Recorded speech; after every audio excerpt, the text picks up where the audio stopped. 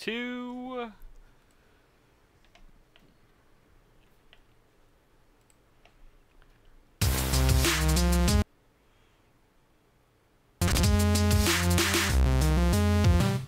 Hey, Rad World, welcome back to our spoiler show. This is not spoiling Dead or spoiling Thrones. Today we're spoiling Star Wars The Last Jedi. So there's your warning. This is a spoiler review. We're going to talk in detail everything Star Wars The Last Jedi, including all the big things. So spoiler, spoiler, spoiler. Here's your warning. If you haven't seen it, don't watch it unless you don't care about spoilers. Luke dies, just so you know. All right, moving on. Oh my gosh, he doesn't die, he crosses over. He dies. Anyway. He'll be back, folks. All right, I'm Tony Walters, and we're joined today with Rebecca Erb and Dan Murphy. Hello, hello. All right, so we are going to just start with the beginning of the film, which is what I would like to describe as the resistance of... Actually, let's just start with the opening crawl, really. Because it's really good. It's a really good opening crawl. I enjoyed it a lot. I really enjoy there's like a nice little foreshadowing where it says that they're certain that Master Luke Skywalker will return and restore a spark of hope to the fight, which is a nice little foreshadowing of, you know, what basically happens.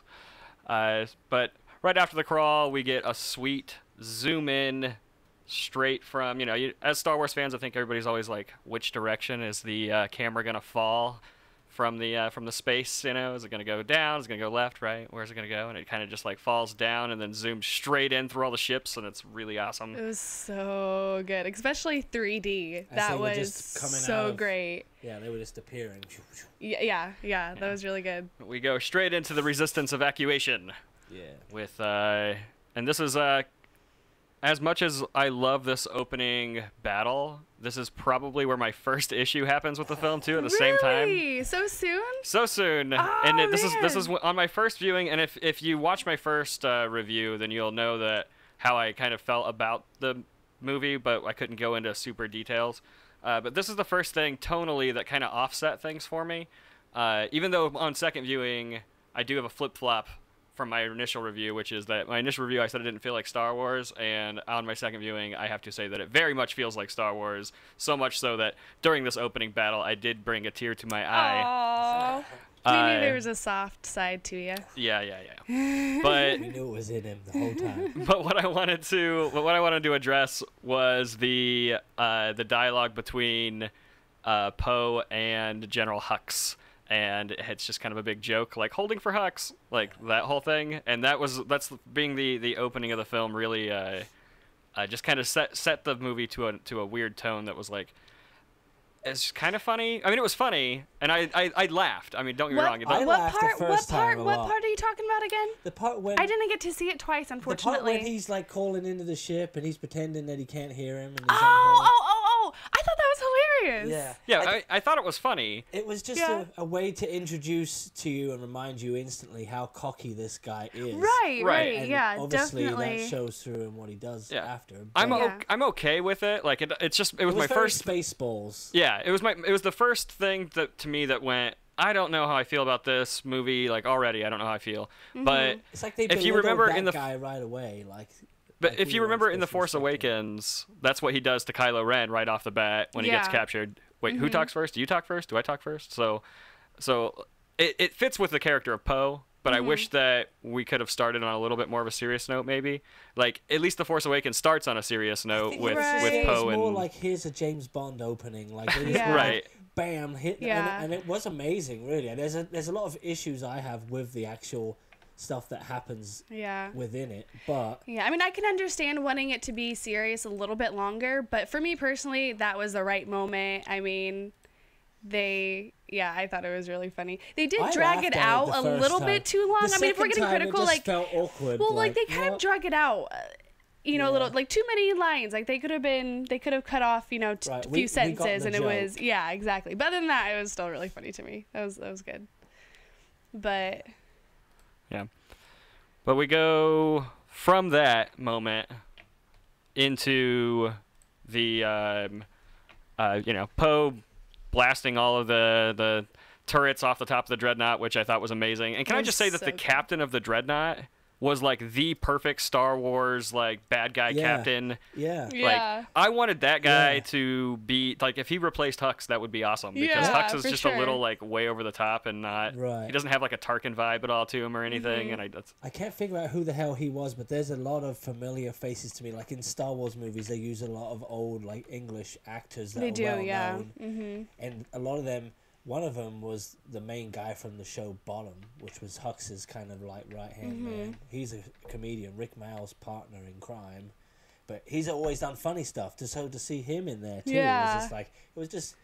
It was typical that they did that with these English people. So to me, it fit. Yeah. And no one else probably caught it. Oh, for sure. I definitely didn't. But yeah, I don't know. Like you say, Tony, he was perfect. Like that, just the overweight Northern English guy, like he just fit the whole...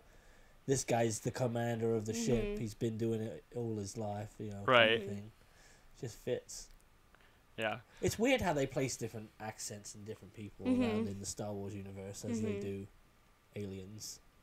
Like we're aliens or something.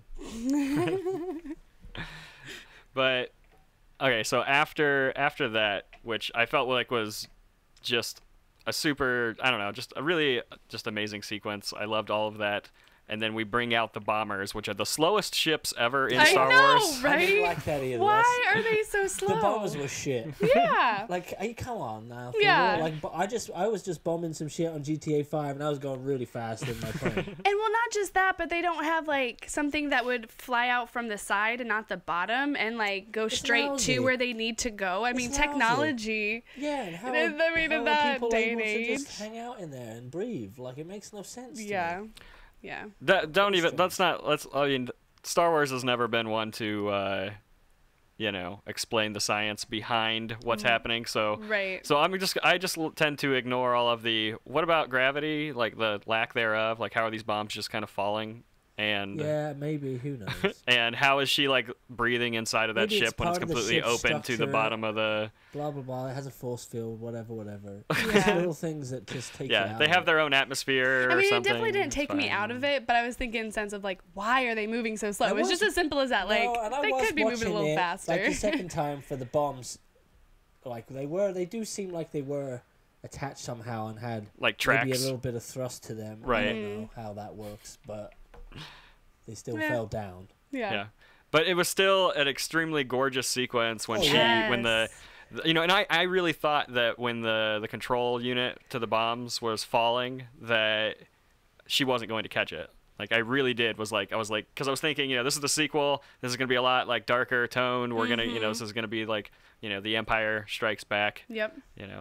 But she catches it and she blows them up, and it's still such a beautiful sequence of just like her face against the grate with like this explosion in the background. Like these are the things that I love about the movie when it comes to Rian Johnson's directing, and just the like how shots are framed up, the color contrasting. Like I love. There's so many gorgeous sequences within the film, and this is the first one that's just like. But that moment actually meant a lot. Like the fact that she pushed the button or didn't push the button.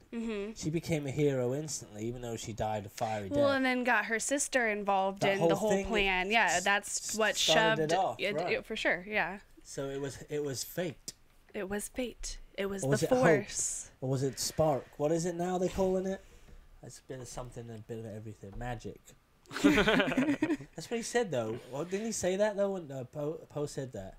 I don't remember that. Was it a happy accident or something like that? How did you meet? Accident. Or something? Oh, yeah. Luck. Was it good luck? Yeah, something like that, yeah. All right, sorry. Someone's knocking on the door. Yeah, so moving on from there, we get we get basically Leia reprimanding Poe for his decision to bring the bombers out, even though she told him not to. Yeah. And how many people that they lost, and this sparks Poe's arc within the film. For sure. And yeah, I mean they're all rebels. But I think but Leia secretly has a kind of a like she just it's a dog on a leash thing, but she got him on a long leash. Yeah, she likes him. for sure. But I think it's like because it's a bit Harney to him, you know. It's like remembers the good old days. Yeah. But yeah. But there's some good dialogue between the two. Like, how did she say it? Like, with the heroes, what did she say to him? To kind of like make him see like that he did make a mistake. Something about. Well, yeah, something about being a lot of deaths. Yeah. I don't know, it was just a really well written line. I like that one. It was all good stuff. Yep. I don't know what she said. I'm sorry.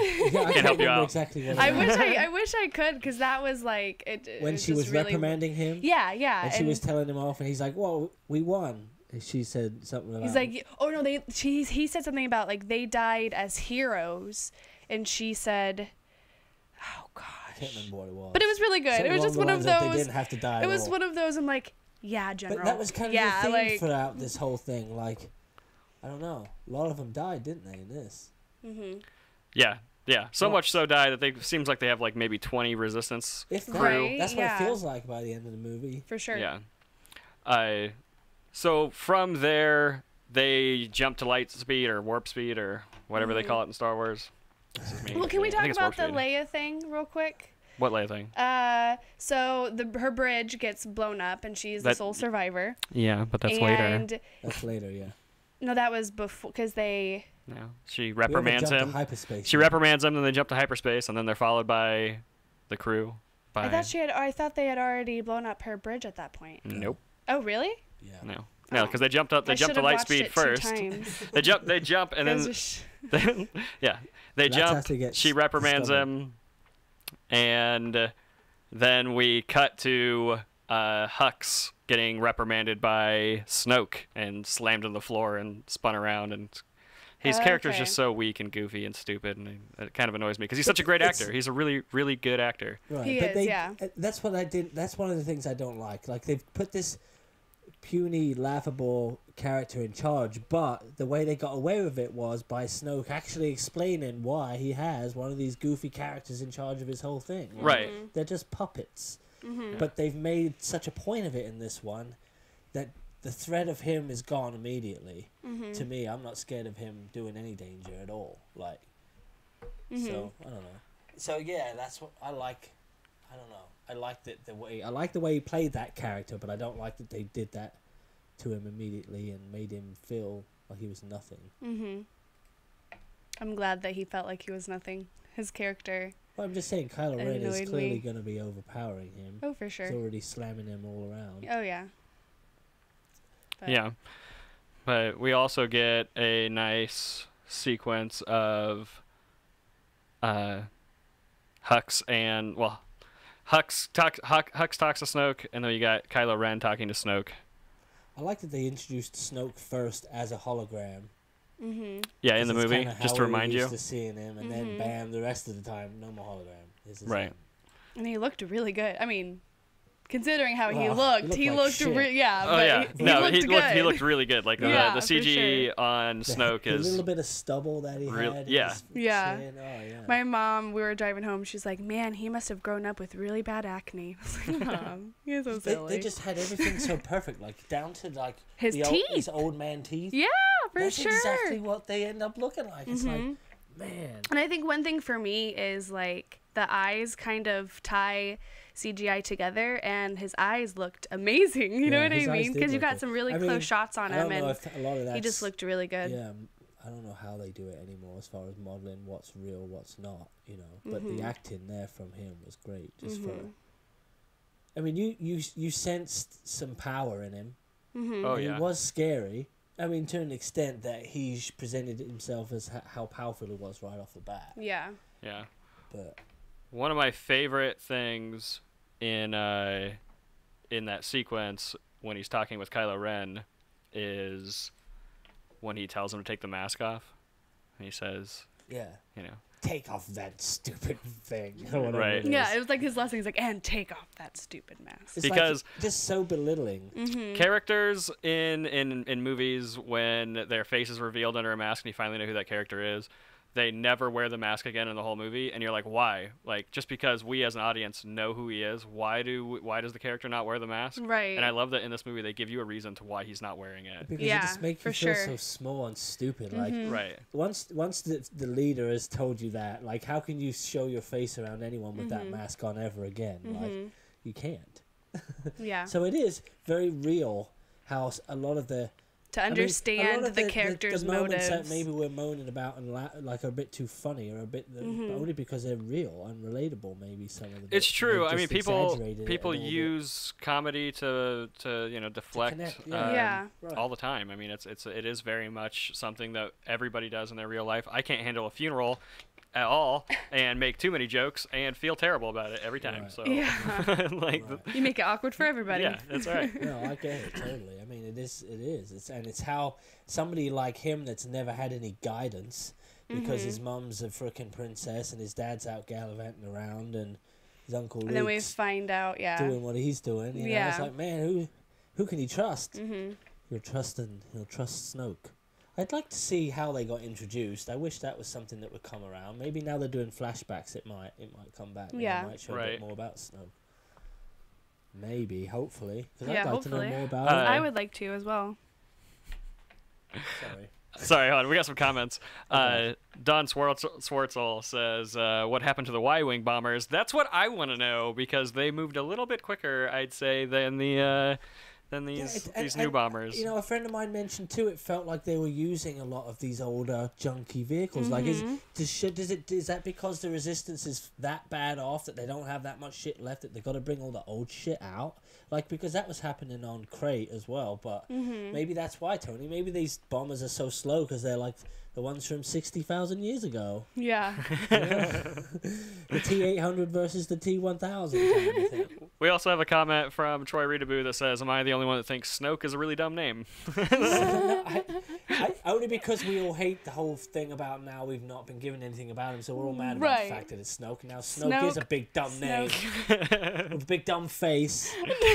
A big dumb... It's a name I feel like if you say it too many times, it really loses all meaning. Snoke. I heard them pronounce it differently too in the movie. Snoke. Some people said Snoke. Snoke. Okay, if it was Snock, then I would absolutely hate it. Snooker. But and every time they said it, they had to do the click in their mouth like Snock.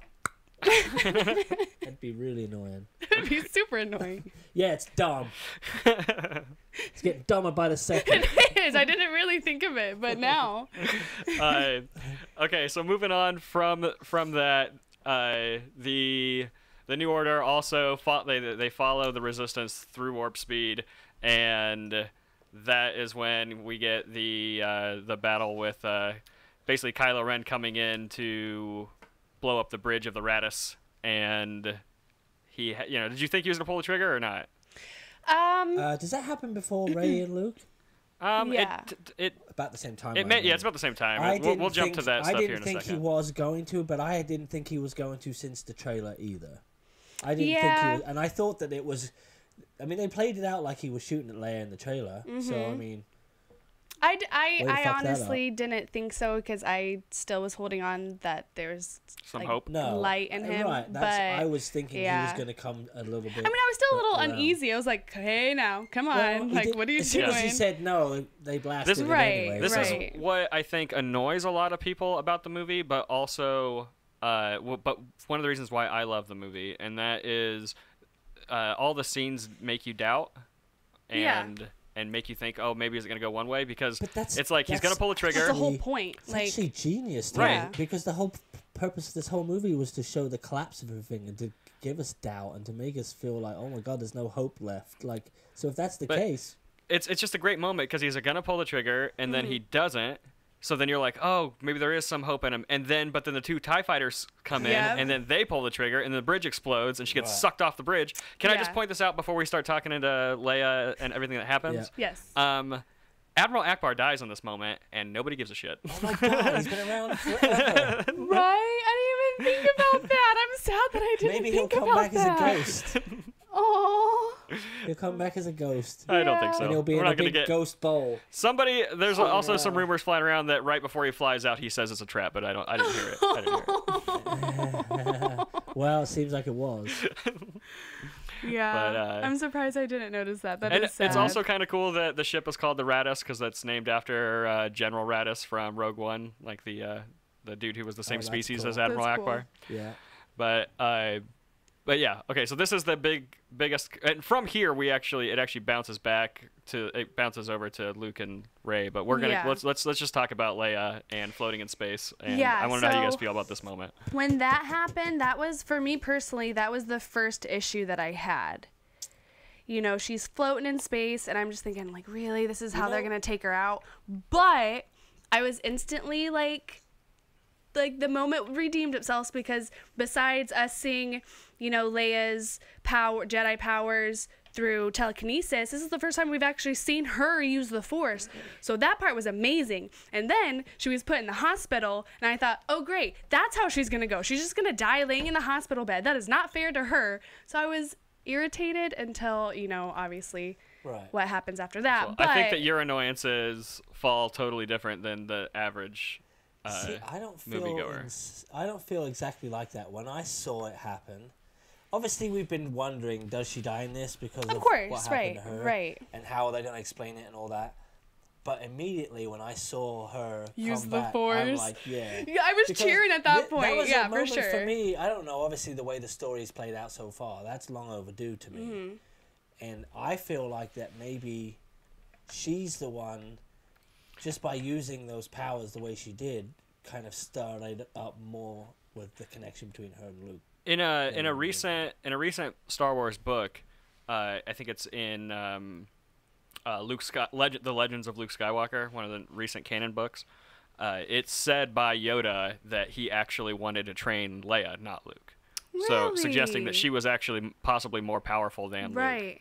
I love that. I absolutely love that. With women being able to control their shit more. Well, duh. But no, that moment that she was pulling herself back was one of those tear jerkers for me. But like it was awesome. Also kind of mirrors what happens, you know, without jumping ahead, what happens later to Luke. It kind of mirrors it. Like, he took it all out of her, didn't it? Like, to do that. Like, is that, I mean, obviously it brought her back and she was going to die out there, but the whole thing kind of took it out of her.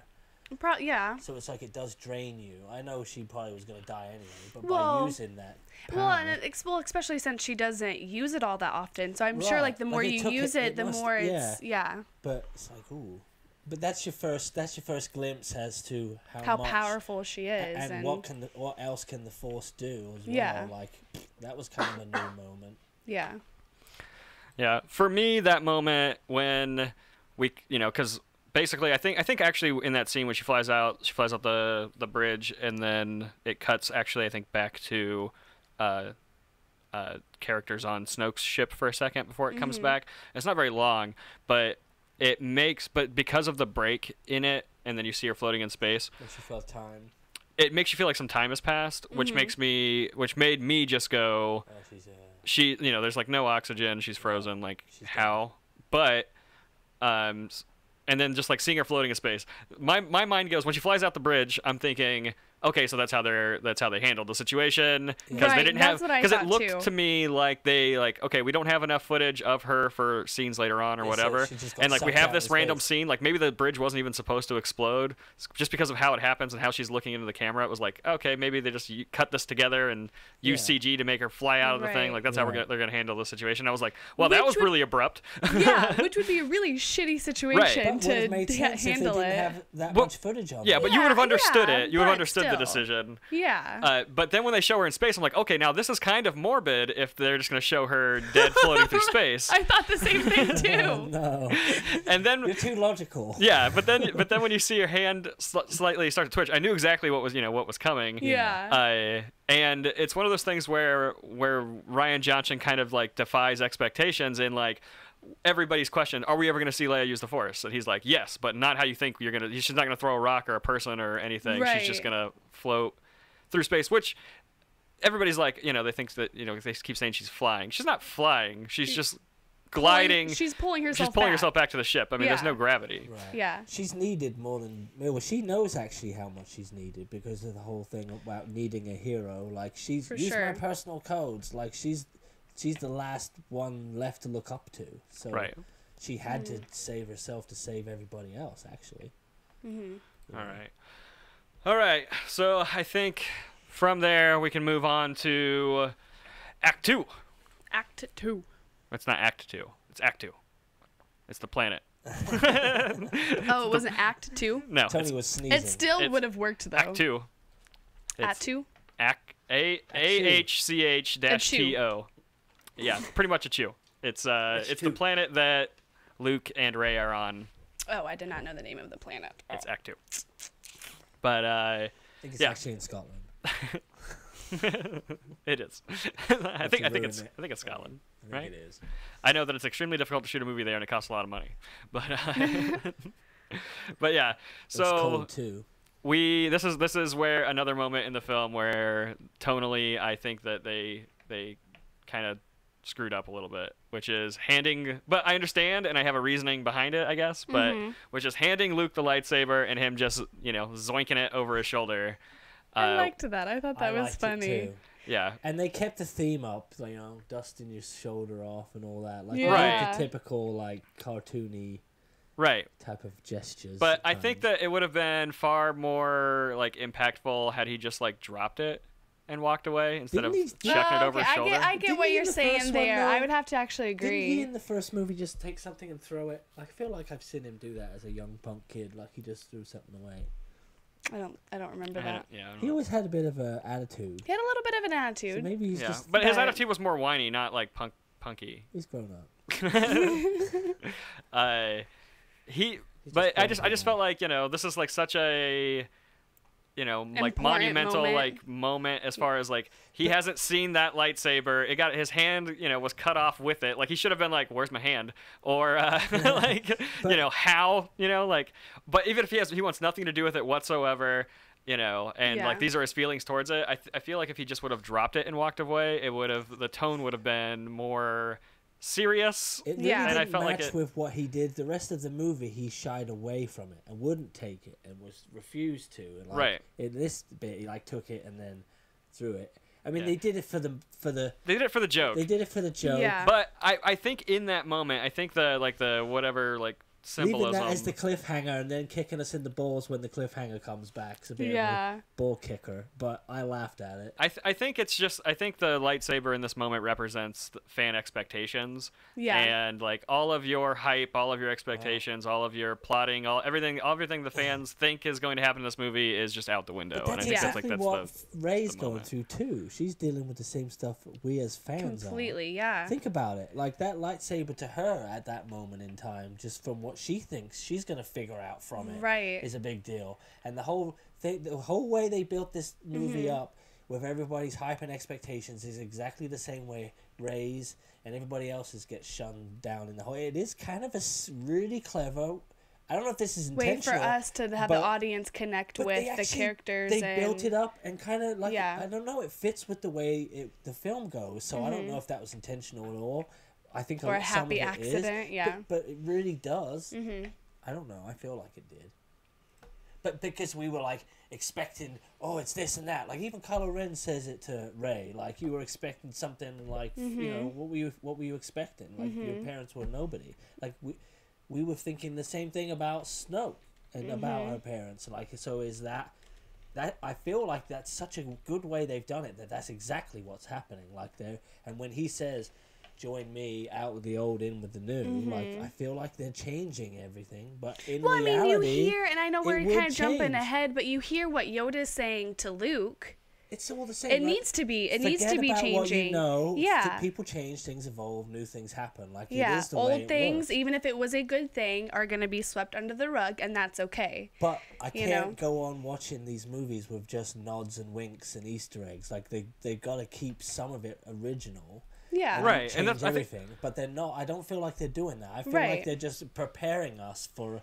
This movie was basically, I think, just a big stepping stone into what's going to come. Yeah. For sure. mean, they're rounding off the episodes with the next one, right? That's going to be the end of this whole. Well, because it's Disney owned, I foresee it to go on for forever. Well, with spin-offs and stuff, but I figured it would be the end of the episodes. No, it's not. Definitely not the end of the episodes. It's not the end of the saga. They'll continue the saga on until until it stops making money. And then they'll still continue. We'll never get to see the end of this. We'll never.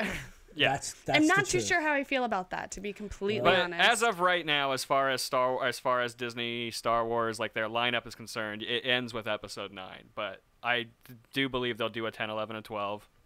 They've already given Rian Johnson a trilogy. Right. They said that he can do whatever he wants, pretty much. I mean, they approved by them, but whatever he wants, whatever era he wants to do. I mean, I'm really hoping for something in the Knights of the Old Republic, but just because that's something that hasn't really been explored outside of video games, and I would really like, and comic books, but I'd really like to see that explored in films. But so from there, Luke disowns, or doesn't want to train her, and we get to see Luke's daily routine and his so good. His blue milk, or maybe it's green milk. Yeah, green milk this time. That creature seemed like he was really enjoying that. I was like, and that's what she's like. I ain't getting off on this shit. Like, she just literally said that with her eyes. Like, she even turned and I'm not. You can't even look now. So it was so cute. funny. Then it was just weird. Yeah. And that's exactly how we felt. Right. It was a little weird. It was like a little uncomfortable. I don't know that it was necessary. It was great. I liked it. But I thought him catching the fish was pretty awesome. That was really cool.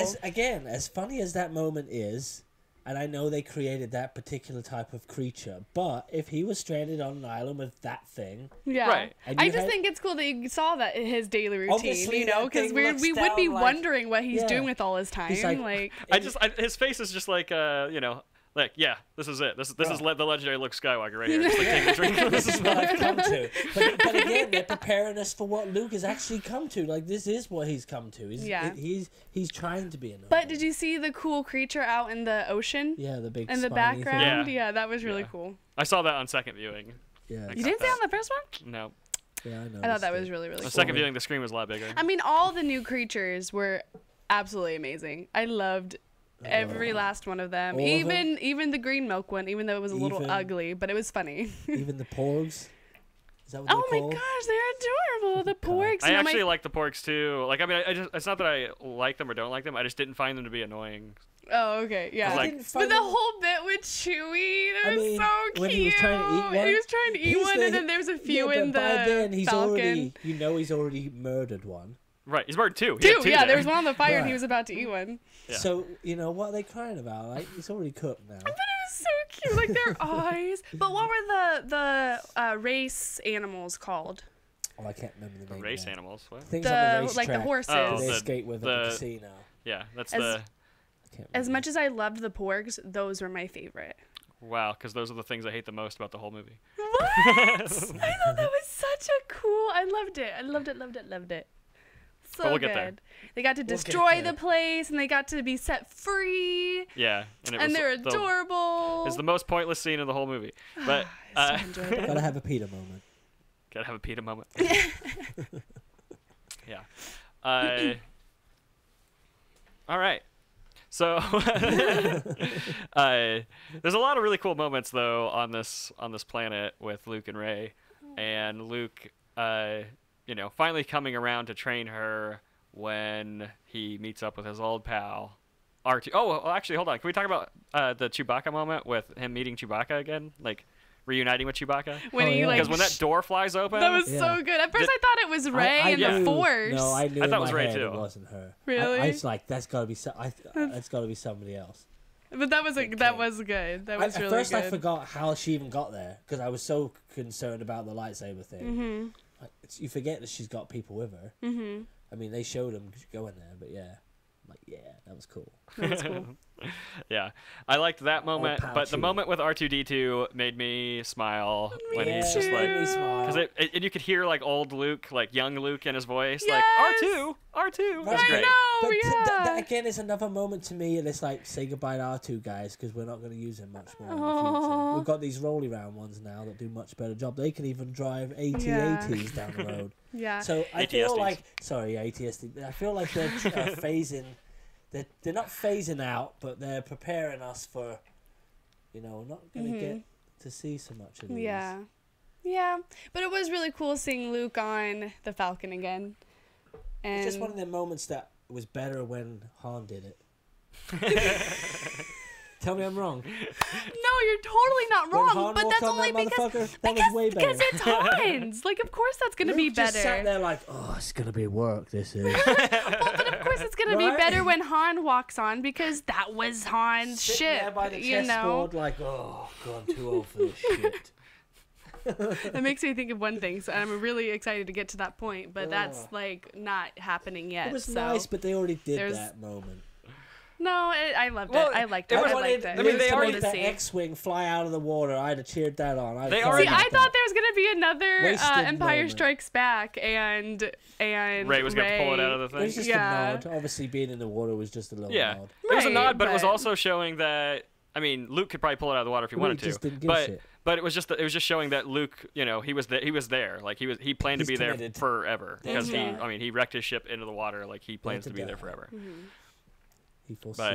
But we have these moments though. You have to have these characters reunite, and like to have Luke on the Millennium Falcon again is something that I wanted to see. I wanted to see him reunite with R2-D2. Like I wanted those moments. I wasn't thinking, oh, they're doing this again, because this is the first time we've gotten to really see this character in 30 years or whatever. Yeah. But he was there throughout none of the battles. Like. They didn't use him at all. That's one of my kind of pilot. Right, save the day. It's kind of one of my beefs, I think, too, of the whole movie, and not really a beef, but it's just something that I wish I would have been able to see, but didn't get to see, which is Luke fighting Snoke or Luke fighting Kylo, like actually like getting in like a really epic like an epic. It was pretty epic. It wasn't epic enough, was it? I mean, it was it's epic in a whole nother sense of the Force. Right, but, right. Like I was super like thrilled with doing that, but I mean, I guess we'll get there. But I would have liked to see Luke like in an actual just like being a badass Jedi, and I think that's one of the things that disappoints fans the most. But I'm completely okay with the decisions that were made not to do that. He wasn't going to be that. Right. And that's why, because it's the whole theme of Luke's story arc is very much hubris. He knows he can't save the day by doing a lightsaber battle with anyone because he's too old. Even though he's got the Force and all that. I know that doesn't matter, the age thing. Well, he has the Force, but he stepped away from it. Like, he wasn't really... But it's not so much that. In it anymore. He knows it's not going to do any good. Maybe that's because maybe he can see the future. Maybe he foreseen the whole thing. Maybe the whole thing he knew was going to play out like that. He knew they were going to escape out the back. I mean, he knew what was going on. Right. No, he a lot of people died in the meantime. Like, he could have been of better use. Well, it's because he shut himself off from the Force, and I mean, and that's part of the reason why I think a lot of fans are upset of like how Luke has been used is just because it wasn't that he cut himself off, which he did cut himself off. But the whole thing was that, like when he asks where's Han, I was like, how do you not know? Like that in my mind until you find out that he's completely cut himself off from the Force. Right, that moment that makes sense because he doesn't know, and he doesn't know who she is. Like he should know that. He should know who she is, and he should have sensed her coming. Right. So they've explained it that he has cut himself off, but with that kind of, I don't know, with the way the Force is used and how he explained it to her, that felt very different to me. Of how you thought the Force worked. And what it was, and that you don't have to be anybody special really to have it. You just got to be in tune with your shit. I think that people forget that it's a religion. Well, that it's just been fully established in like the prequels that like I mean there's a bunch of younglings, like nobody's part of any bloodline. These are just kids that are strong in the Force that they're training to become Jedi. But in true to life, it takes sometimes some people have to get seriously beat down to become strong and to become something special in the world. So it's just reflecting on that. It's reality. Right.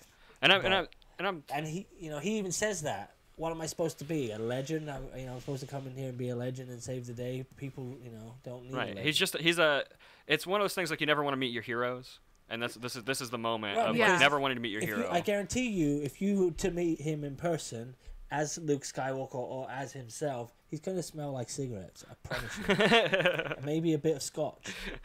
Really? I don't know. Cigarettes for sure, I bet. Yeah. Maybe.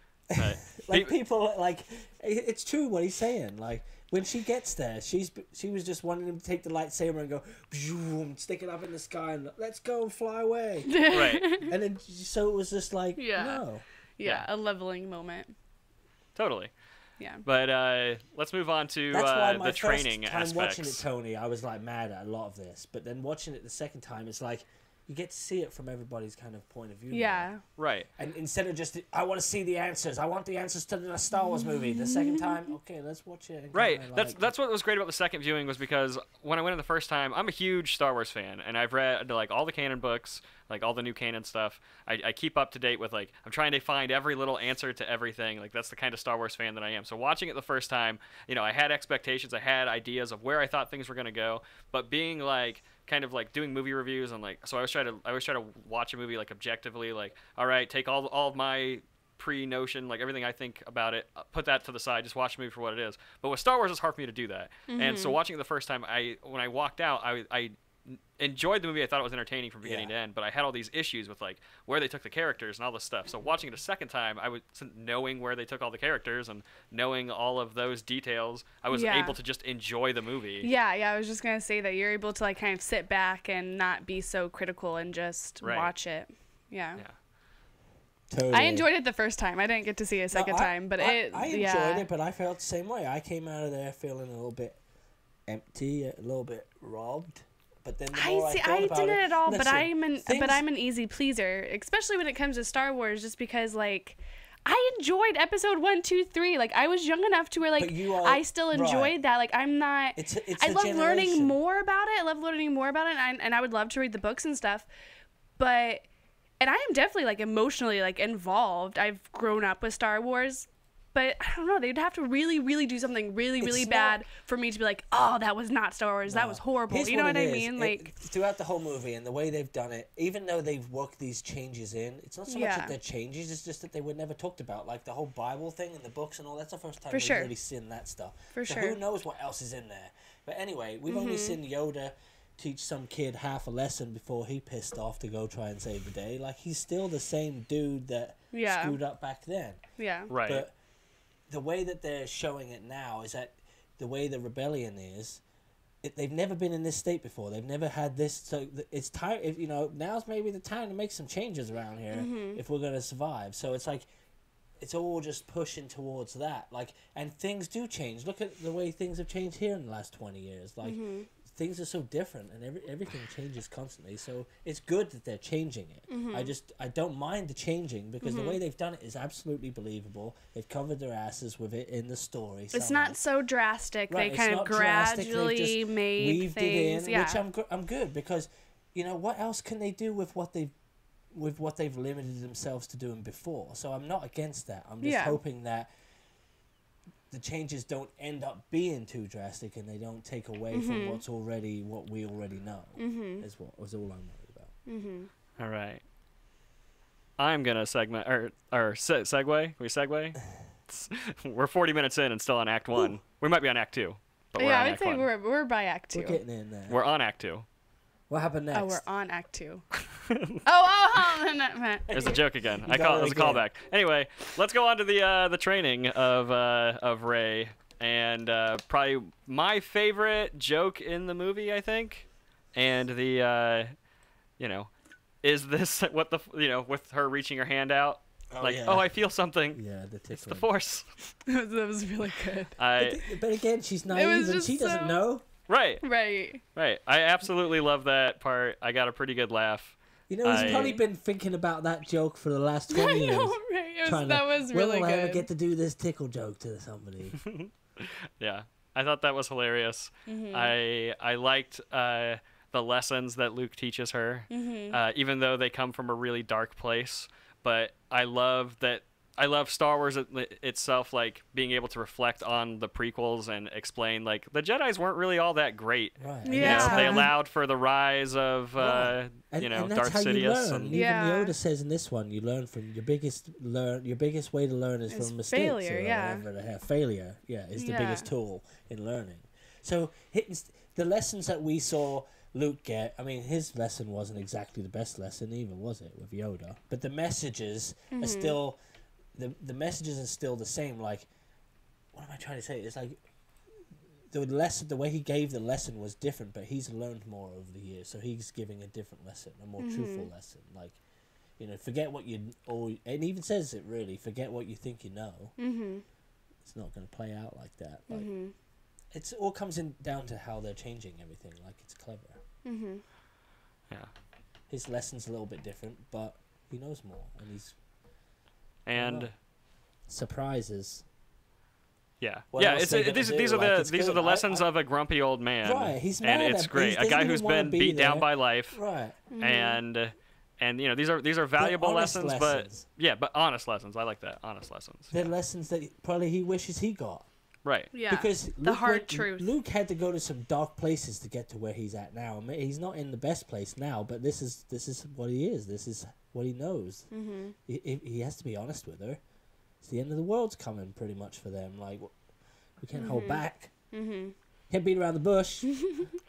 Gotta be grumpy. So during this training segment is the first time that we get the Rey Kylo Ren connected through the Force, and I loved these segments. Me too. I loved the way that they were able to use the Force in this, and how they were both mysterious of it. And I liked Kylo Ren's like questioning it, asking her like, "Are you doing this? Like, you know, you're not powerful enough for this." And he even says doing something like this would kill you, which is great because it foreshadows what Luke does in the end. Yep. Right. But as far as draining your power. Right. But these little moments, not visions, not seeing people, but these moments where people have connected through the Force have happened before, right? I mean, in the older movies. Not in the sense to where they can see each other. Luke and Leia because they connected can like vocally legit before. see Like, each other. They've sensed each other. Right, they've sensed each other, but not been able to actually see each other like this. And The only time Luke this and is Vader ever could do it to each other. Like telekinesis, But never have they visually been able to see each other. The only time this has ever happened in Star Wars canon is on Star Wars Rebels. The main character talks to Yoda in a scene where they kind of appear in space together and are able to see each other and talk to each other. Huh.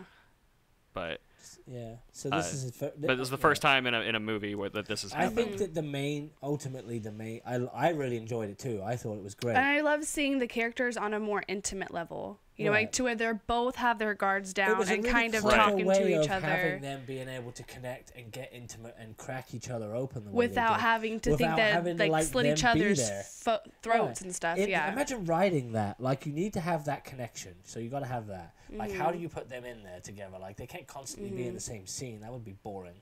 So the way they did it was really good. Like, really, really good. You couldn't have allowed the characters to connect on an emotional level had you put them actually in the same room, because they would have just tried to kill each other. For sure. Right. And I'm glad that it took a while for her to open up to him. I'm glad that we saw that they're like obviously not going to get along right away. That was happening to the both of them, connected them. Like, they had something in common that they had to figure out together. Like, so it was like it's like being put in one of them escape rooms with a stranger. Like, well, we got to figure this out. Right. And it's just like, it's, you know, Snoke thinks he's doing something sneaky, which he did, but in turn wrote his own end because he allowed them to connect and even though you this is know, the first root time for each other in a sense. We've seen it happen, right?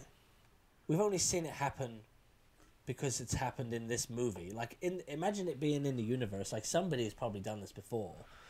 I know they're using it to show how powerful Snoke I mean, I'm sure we'll get it in a spin-off movie at some point. But I'm just saying, just because we haven't seen it happen doesn't mean it doesn't happen. Right, no, and that's why I just like that Rian Johnson took the risk to expand the Star Wars lore in a way that's clever how he's done it. That's I feel like believable, and you can believe that this can happen in the Force without like all the questions we had about what was happening. Kylo and Rey asked each other, so they explained it through the same questioning we would have had. Like, it was so clever, really. Like in the prequels, they're like, oh, you know what we can do with the Force? We can dash really far and we can jump really high. But then they never do it again ever in Star Wars. Just in the prequels, they're like, we're just gonna jump really high, but we can't fly, but we can jump really high. They can move their lightsabers really, really fast too. Yeah, and we can flip like 1,000,000 times in the air. But that, now I wonder though. I talked about age. Now age, it looks like it matters, but it doesn't, because you remember Yoda had that Star Wars had that lightsaber fight with that other. I can't remember his name now. Dooku. Yeah, Dooku. Like that was ridiculous. We're not talking about that movie, but no, it's totally ridiculous. And Yoda has been alive since the Old Republic, so I mean he's the oldest, maybe the oldest character in Star Wars, if not Chewbacca. But again, I guess like Luke didn't come Chewbacca's across as feeble to me. He was hiking up mountains. Oh yeah, no, he's not feeble. Fish. Not feeble at all. Yeah. Even though he gets knocked down by a girl. Yeah. But that's life too.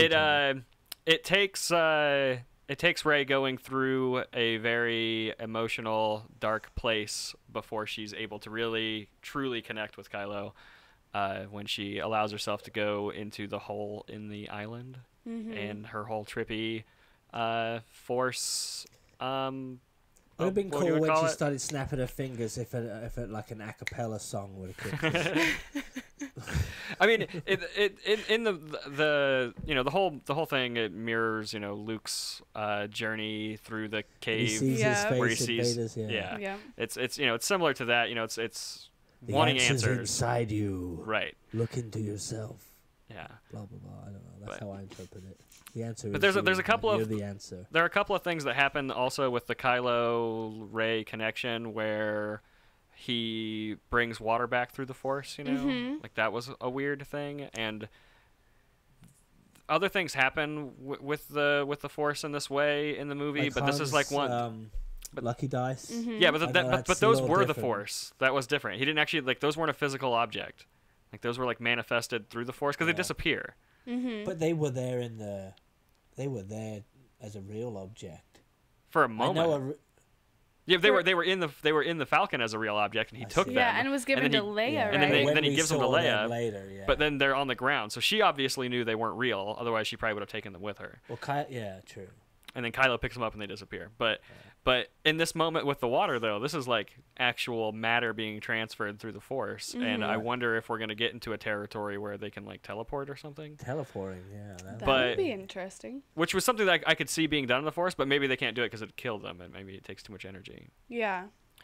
But that'd be interesting. But it only went one way, didn't it? Only Kylo was affected by that. But then then you also have the moment where they touch hands, and then Kylo physically is in the room with her at that moment because Luke sees her, and at that moment Luke is not connected with the Force. So maybe once they touch, they can like teleport to each other. Right. She brought him there. See, I like that. Yeah. Like she brought him there for just a split moment until their hands like disconnected, it's and like then he anything. vanished. If you want to learn something, right? Let's say before the internet. I know Ray's got the books, but take them out of it, right?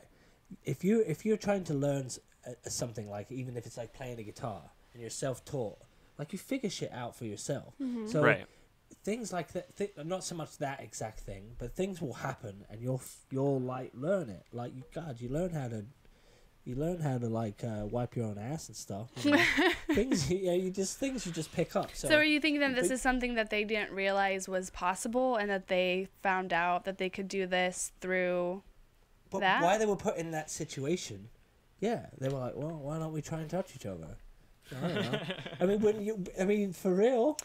You could have some fun with their new. I think it was a very intimate moment. It was very intimate. It felt more intimate than maybe it should to me, actually, a little bit. I don't think so. I think it was. It's like when you make a connection with somebody. I don't know. They were forced to make this mental connection with each other first, and then like they reach out because they're both in this really vulnerable space. They've both been kind of let down by their leaders. Yep. They also think that it's happening to them for some magical special reason. Right. They don't know that it's being forced upon them. No pun intended. Right. That was good. So I don't know. I've got nothing to complain about it. So really. Yeah, me too. What do you think of Luke and Kylo's whole backstory? What do you think of this? I'm okay with it. I wish we had gotten it some other way than how we got it, because I like it. I like the fact that maybe the struggles of running a Jedi Academy get to be a bit too much. Like Luke just looks like he's just looking for a reason to get out of it. Like I don't know. Like he just seems stressed. Obviously the whole thing with Kylo has got him worried. Like I don't know. I'd like to see more about how that came about. Yeah, Obviously, I'm I exaggerating some stuff, but absolutely loved it because I did too. you think in one way of how it went, and then you get it from Kylo's point of view, really and clever. then that really throws you and makes you think differently. Right, of you're Luke. just like, no way. Like from Kylo's perspective, you're just like, no way. Right, But- and then you get the story, and But then then you get it the real puts story. so much more emotion both to it, people and then were you telling the feel truth. for Luke, and you know that like people do make mistakes. Like just because he's a Jedi doesn't mean that he doesn't make mistakes, and he knows exactly what he's doing. And to see that he did, and it just like makes you just feel for the situation because you see it in his face and that he regretted it but couldn't like take it back. And I absolutely loved what they did with it. I thought it was really really and the good. way that it was interpreted from each person, Right. like both of them told a true story, Right, it's just perspective. But because of the way because of what Luke really did see in Kylo is why Kylo reacted the way he did, because nobody likes me, everybody hates me, I'm gonna kill him. So it was typical. I have another question for you regarding those scenes and what we saw in The Force Awakens, which is in Rey's Force flashback. You see the temple on fire. You see Luke's hand touch R2-D2, but you also see Kylo Ren standing with the Knights of Ren. See, full mask garb. I think laser sword. I think that they're not done flashbacking. I think there's more flashbacks. I think this is how they're going to keep Luke in it for one more go. For one, with the they have to. I think that their initial plan was Luke dies in this one, Leia dies in the third one, but because of what happened to Carrie Fisher, they have. I think that Luke's going to end up being a pretty heavy presence in the third film. Right. Yeah. And I think that a lot of it is. I mean, it's like anything else we come on here and complain about. Like, I'm not complaining. I think with what happened with Luke and him probably being in the next one, no matter what. But people are mad that they're killing off all the people. Like, I know, but they're setting up for a younger generation's Star Wars. Right. That's what I'm saying. I'm not upset by it. It's just, and in a perfect world, our favorite characters are gonna ride off into the sunset or hit but hyper speed and go off into space. Right. But this is real life. They're getting old. They live their life, and it makes for a more interesting story. Yeah, of course we're gonna hate it, but that makes us feel for the movie more and be more immersive and. Back on my question though, which is, do you think that the Kylo Ren standing with the Knights of Ren, do you think that happens when he destroys the temple and lights everything on fire and does that?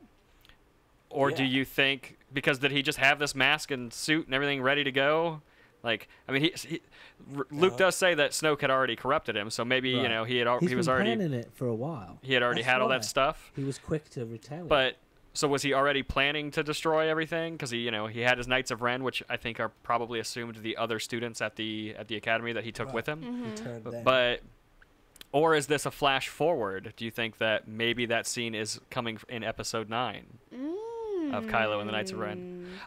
Part of my biggest issue, or one of my biggest letdowns, I guess, of the film was that we didn't get to see the Knights of Ren. I was really hoping for a battle with Luke against Kylo and the Knights of Ren. But if they exist already, why wouldn't he have them with Right, exactly. They exist. Like, they've been talked about they were talked about in this film and in The Force Awakens. The rebellion, or what you're going to presume is the end of the rebellion, when you're standing in front of that blast door, like he's ready to just be like, this is, why wouldn't his people be there? Like, he's trying to overpower this other dorky guy. Like, he would have his people, his muscle.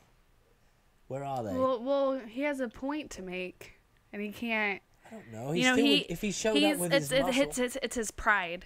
More than anything, he has a point to make, and he's gonna do it himself, and nobody else. Leader? He's the supreme leader now. He got betrayed yet again, and now he knows that he is where he needs to be. He's gonna do it on his own. Like, I don't think he's.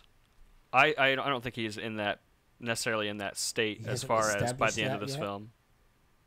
What do you mean, Kylo? You think he's still battling between the two? I think that he wants it all to burn down. I think that he'll take out the Resistance and the New Order. I think that he wants it all gone. Yeah. But I think that he's going to be he's going to go easier on a few people now. But I feel like you're right. I mean, right now he's still the same spoiled kid that he was. He's just 1 year older. I think that when Not he even a year was, older. I think when he was 10 making the seconds older. The movie takes offer. place immediately after. What? He's so much older, his scar changed. Yeah.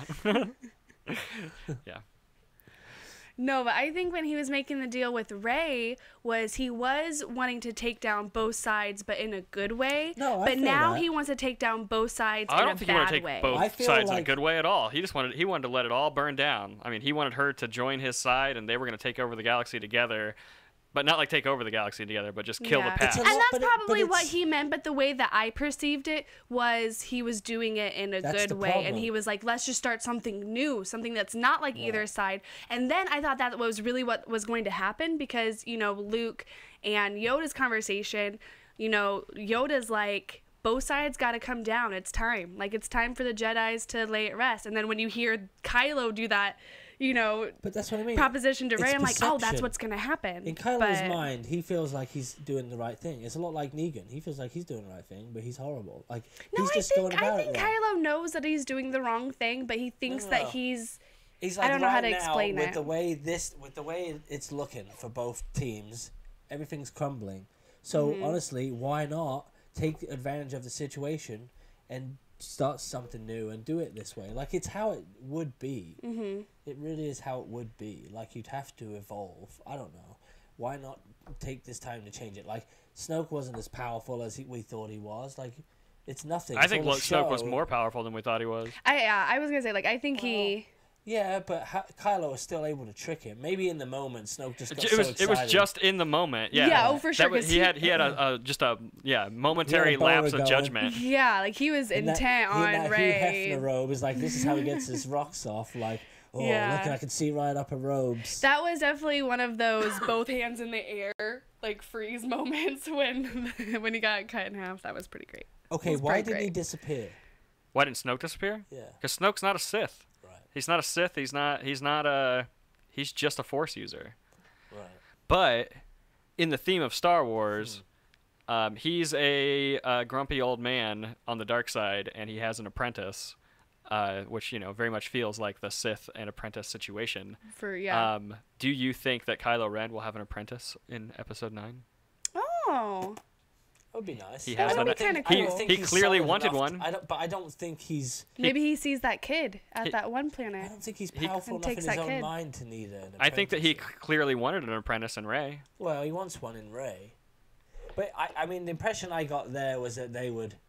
I don't know really, obviously, what's going on in his head, but I don't know. I feel like he Right. was I mean, we trying could to- speculate all we I don't want, know but that it was an but clearly apprentice. Yeah. they're gonna. She's not going to apprentice from him. I don't feel like that. No, I don't think she'll apprentice from him, and I don't know that he'll have an apprentice. It was just a thought that That would be really cool. Mm-hmm. It would be a nice way to introduce a new kick-ass character, but again, I don't think he's I powerful think- enough to have one. don't I respect think him that yet. we're gonna have. I really hope that we just have the Knights of Ren, like it's Kylo Ren and Yeah. the Knights, Right. and they're taking over the galaxy, and then because you know what they're setting up that way if they go in that route is they're setting up a modern Knights of the Old Republic, like they're setting up back when there was just hundreds of Sith versus Yeah. hundreds of Jedi, like that's what they're kind of setting up. I feel like. Like it's going back to the Stone Ages, kind of like it's sort of Yeah. rebuilding, but it's also like the beginning. Yeah, they're throwing out the rule of. I think I feel like they're going to throw out the rule of two. They're going to burn down the Sith, burn down the Jedi, but in the act of doing so, are causing the world to go unbalanced and Right. go back into chaos. But it's politics too. They even said it. Like these people,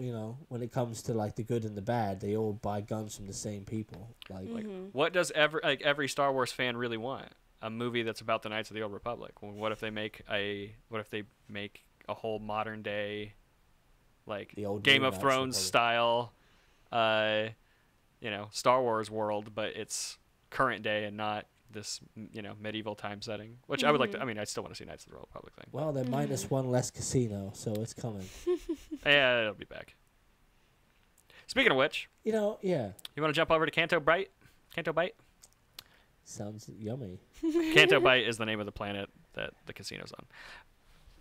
But so yeah, I don't know where we want to go exactly because we were basically talking about the whole Snoke sequence, When they were which is pretty much what happens. That. After Yeah. Rey beats down Luke and then heads off to meet Kylo Ren. I feel like we kind of addressed that whole battle. Well, actually, can I just talk about that battle for a moment? Mm-hmm. It's my favorite part of the whole movie. After Snoke dies, like and Snoke like torturing her, all that stuff. I loved it. I thought Snoke was super menacing. Mm-hmm. I really enjoyed his character, and when he died, it was a super shock. I did not see it coming. Yeah, me too. Even though, I mean, there were a lot of rumors. People were saying that maybe Snoke is a red herring in the whole situation, like he's not the big bad guy. To find out what was going on with the guy. Mm-hmm.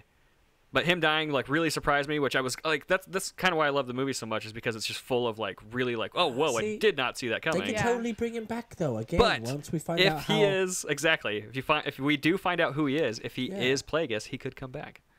But I don't know if he'll be Plagueis or not. I honestly think he's probably dead. But if they brought him back as Plagueis, it'd be pretty cool. Just like anything else, I don't know. It's the whole, this body's just a shell. Like, it's what's inside. It's your soul. It's the Force. It's this and that. Like, these people don't believe in bodies. That's why he looks like shit. He could do a triple backflip if he wanted to, looking like that. Mm-hmm. We got a comment from Unicorn Extreme that says, The Last Jedi equals masterpiece. Yeah. I mean, yeah. It's one of them deals where you've definitely got, like, a lot of these people that are moaning, I was one of them people, you really got to watch it twice. I really think so, too. Because they've changed it. At first, it feels like they've changed it so drastically. Mm-hmm. But then when you watch it a second time, they really didn't. Like, they really did it as perfectly as they could have done it for making the changes that they made. And as far as calling them changes, I really don't believe that, because they've sold me on the fact that there's way more to this than we ever know. For sure. Right. Even Luke says, this isn't going to play out like you think it is, lady. It's not just some fairy tale. Yeah. Time for reality. Yeah. And the fact that we're actually hearing that from Luke is the right way for us to hear it. Completely agree. Who better to hear the truth about the Force from than Luke Skywalker? Exactly, yeah. At this point in the game. Yeah. Even Yoda was just kicking back. They would have been cool if they cracked a beer together. Yeah. So it's for my homies. Yeah, I love that Yoda was a puppet so much. Me too. Because when he appeared, I was like, is it going to be Me CG too. Yoda Right, or is it going to be puppet Yoda? It's just the fact that they've given you the reminder of, hey, these people can pop up whenever the hell they want. For sure, yeah. I really thought we were going to get Obi-Wan, and we didn't get Obi-Wan. But maybe we'll get Obi-Wan in the next one. They're saving him. Yeah. They talked about him in this one. Yeah. Yeah, because... and speaking of which, with R2-D2 and pulling up the Princess Leia, that was so good. I cried It was at that great, and it was totally too. in R2's character to do something like that. Yes! To just be like, Because that's how he just like does these like, these cheap he's one of them ones that likes, there. he's a little emotional. He's got a little soft spot. Like, he likes old-fashioned love movies. Like, he's just was like, so good. There's nothing you can say that's gonna make me change my mind. Oh yeah. You're right. Yeah. Hold my me, beer. Right. Yeah. It's just, there's just the little things like that. I mean, I don't know. I liked it. I liked I liked the way they're doing it. At first, I was just like, I don't know how I feel about it, But see, I was sold from the get go. Right. I really was. Let's move on to the worst plot line in the movie. Like, back to the slowest car chase sequence in history, and Poe's rebellion here, Poe's mutiny, sending Finn and Rose off to Canto Bight to get the Master Codebreaker, which is not that Star Wars has ever been really good at naming anything, but the dumbest character name in the world. And but really, is that what he's called, or is that just what she called him? The Master Codebreaker. Like, she's she's got a way of words. Maz Kanata? Yeah. I love Maz Kanata a lot, it's but just the name she gives him. I also felt like the whole sequence of talking to her was a little weird, and the fact that Poe was the one kind of like in charge of the conversation, I felt like it was weird too, just because like I feel like it should have been Finn, because they actually met in the last movie. And for sure. But who knows? I mean, Poe and Maz Kanata probably know each other, but they act like they all know who she is. That's the thing. Right. They all act like they know who she is. Now, you said that sequence was taken from Battlefront 2? I guess, yeah. It's that like what's going on there. What's going on there is what's happening in the game. Oh, how cool is that? Yeah, that is cool. Yeah. I wondered what she got herself into. Yeah. Yeah. And that's why she like flies off in a jetpack too at the end. The fact that it's just a little Easter like, I'm egg. sad that I haven't played the game to be able to that would be cool to have played the game and then see right, that. I haven't played the game yet at all, but that's just what there was some I'd other read clues in the game. I guess in the game, Luke Skywalker uses this compass with like this little blue pearl in the middle. Yeah, that's also in the movie. That's in his cave at the beginning. Oh. And also hanging is a piece of Is it Darth Vader's lightsaber? No, the red little crystal thing. Yeah. No, it is a pennant worn by I want to say it's Darth Bane. Oh, how cool! From the Knights of the Old Republic, so it was like it was a tease into that. So it's an ancient piece of jewelry. I don't know if it was Bane though. Sentimental Jedi That's cool. value. I think it might have been Darth. I can't remember if it was Bane, but I think it's Darth Bane, and Darth Bane is the creator of the Rule of Two. But I think it was Bane. It could have been one of the other ones, but I know it's from the Knights of the Old Republic. But onto this plot, which is like something that I think a lot of people are upset about, but and I'm not upset with how things turn out. I'm just upset with, and I'm not even upset. It's just when I really enjoyed this movie, but as a whole, the only thing that didn't work as well for me as everything else is everything that happens on Canto Bight. I felt like the world didn't really feel as much like Star Wars. Like it felt more like Earth. For sure. And they were there to get a character, get the Master Codebreaker, and then they end up in jail, and they get this other guy who, DJ, his character's name is DJ. He's a slicer, which I forgot to Google.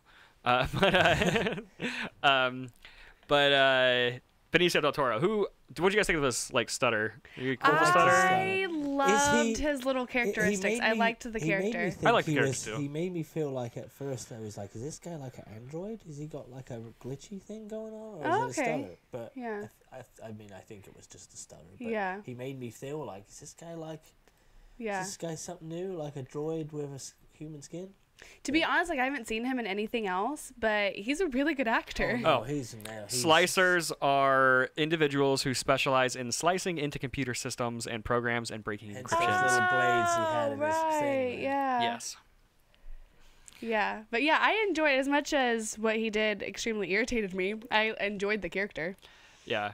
I liked his character, but I felt like every time the movie cut back to stuff that was on Canto Bight, it you know what, it worked for me the first time I watched it. It really didn't bother me. But the second time I watched it, I felt like it kind of that's the only pacing issue in the movie for me is when they cut back to that. I feel like the movie kind of halts for these characters who are on a mission that they ultimately fail at.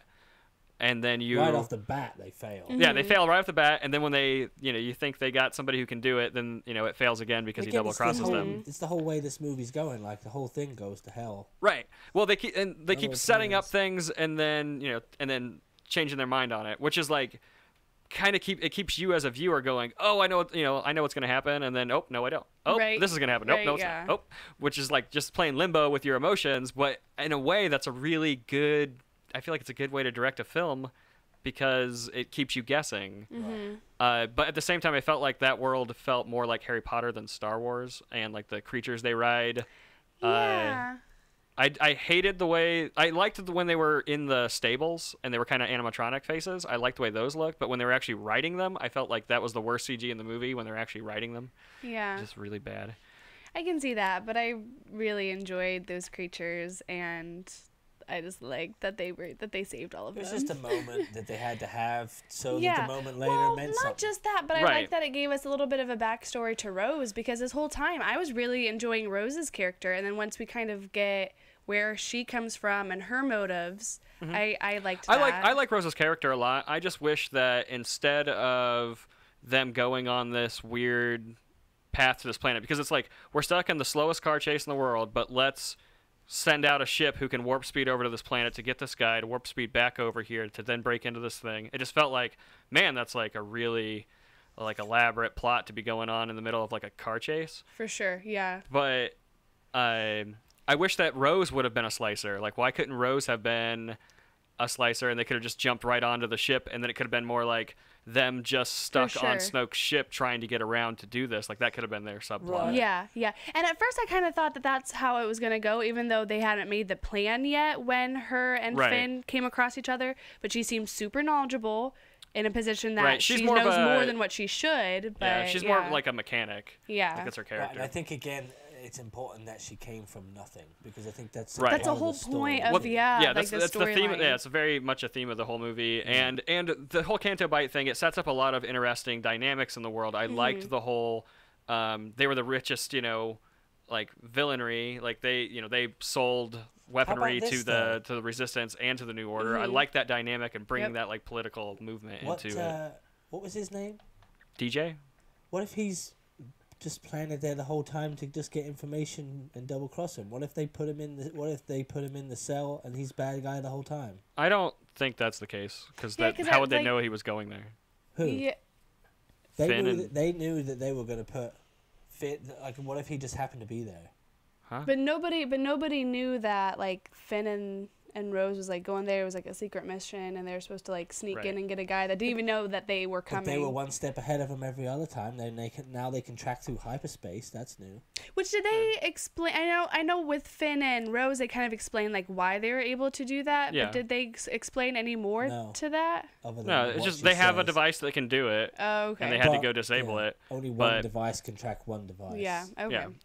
Yeah. And if they Which I guess that explains it enough for me. No, it's fine. It works as far as the way the device works. It's fine. Yeah. And the way it translates down to, if you listen to what they say as how they disable it, all they're doing is pulling a fuse out. Right. Right. And all they're doing is like they're kind of doing like a hard reboot because it'll reboot itself in 6 minutes. So they had to hurry and get away. Yeah, it's like pulling the plug. Well, it takes 6 minutes to reboot. After DJ double crosses them and all hell breaks loose on Snoke's. Well, actually, I take that back. DJ double crosses them, and then we get they start firing on the escape pods. Mm-hmm. Well, actually, we're kind of skipping over a little bit of other stuff here too. Let's go back to Poe's mutiny. So, Admiral Holdo. I love her hair. Admiral Holdo. I want to know where she was at the whole time. I have a book you can read called Leia. No. How did Princess she of just Alderaan. appear out of nowhere and happen to be on that ship? Yeah, I got a book you can read called Leia, Princess of Alderaan. They've been friends for a long time. See, I wish we would have been able to get to know her character a little bit more. I got a book you can read called Leia, Princess of Alderaan. But no. You can really get to know her. How she got on the ship? Like, why was she there? I don't care about that. I would have liked to have just a little bit more conversation with that character, even maybe between her and Leia. If you knew how friendly they were, you would have. Oh, and it would have completely ruined. Yeah, no, you're right. You're totally right. Like a piece of shit. Like, you're totally right. Yeah. Right. You're supposed to not like her. Totally. But they both like Poe because he looks good in jeans, apparently, or something. I like him. Me too. He was 30 years younger. Back in Jurassic Park days, I'd have nailed him. But a lot of the for Finn, ladies. A lot of the hate around her character and why she didn't just tell Poe what was going on. Because that would have made things so much easier. Made things a lot easier as far as their side. What do you think is the reason of her not telling him? Because just like a power trip? No, she's not on a power trip. He just needed to learn a lesson. Like, he was on a power trip. That was the problem. Okay, no, you're totally right. You're totally right. Did he learn the lesson? Yeah, I think so. I think he learns the lesson because at the end when him and Finn are riding. Right, and I love that Leia had to blast him. Yeah. Oh yeah. Yeah. She wakes up and shoots him. At first I thought it was the other one. What's her name again? Admiral Holdo. Holdo, yeah. I thought it was her, and then when you see that it's Leia out of the hospital bed, I'm like, yes, because that was the whole thing. That's the moment where I'm like, yes, they're not killing her off in the hospital bed or whatever. Like, that's when I was clapping. I was definitely clapping. Luckily, the audience was into it, so they started clapping too. But yeah, that was a good moment. I wonder where the decision was if Carrie Fisher was just not well enough to do a lot of the movie, like why they decided to make her unconscious for a majority of the film. Yeah. Or if she's just not that great of an actress, so they were like, we're not gonna just we're just not gonna have you do much. Or that was how they edited their problem out. Like, maybe there was a way that they could have done. Right. I was also wondering if what if it's possible that they shot all the beginning stuff and all the end stuff already, right? And then the scene where she comes in and blasts him, maybe that's a CG her, and they just did it like as beautifully as they possibly could. Possible. Right, it was CG her out in space. Yeah, definitely CG her out in space, but right. So it's like, God, why would they tease us with so many moments that they had to create? Right. You know what I'm saying? Yeah. Like, they could have. I mean, overall, I am really, really, really happy with what they did with her character. Although, if they let her live in the final cut of the movie, though, she had to have survived the whole of the shoot. Not that they filmed it in order. I'm just saying. Right. I'm just saying. Why would they have edited it that way if she had not been there for the whole all time? of it? Right. Right. Well, I'm thinking that they If probably they shot the stuff in the beginning of the movie, and the stuff at the end of the movie, already. Like those were the first things they did. And then when she passed, they had all this stuff in the middle. Maybe that's why they had to add the freaking casino shit. Maybe the filler was gone. And now they had to put this last minute scene in. That's possible Have they explained any of that yet? There's no reason for I'm sure any of that it there to will have be a lot happened. of bonus features on the Blu-rays and stuff. Where when they come kind out. of touch on it a little bit. Yeah, we've got to go easy on them if that's the case. Yeah. But the whole trip to that place didn't even have to happen. Right. If they did in the grand scheme of things, the whole thing would have played out the exact same way on those ships. Yeah. But the only thing that it does is oh well, they did. Yoda says, failure is the greatest teacher. So having a mission that fails is something that we don't really see much in Star Wars. Yep. And so now we have these characters who are learning from their mistakes. Poe being the biggest one. It's it's not about killing what you hate. It's about saving what you love.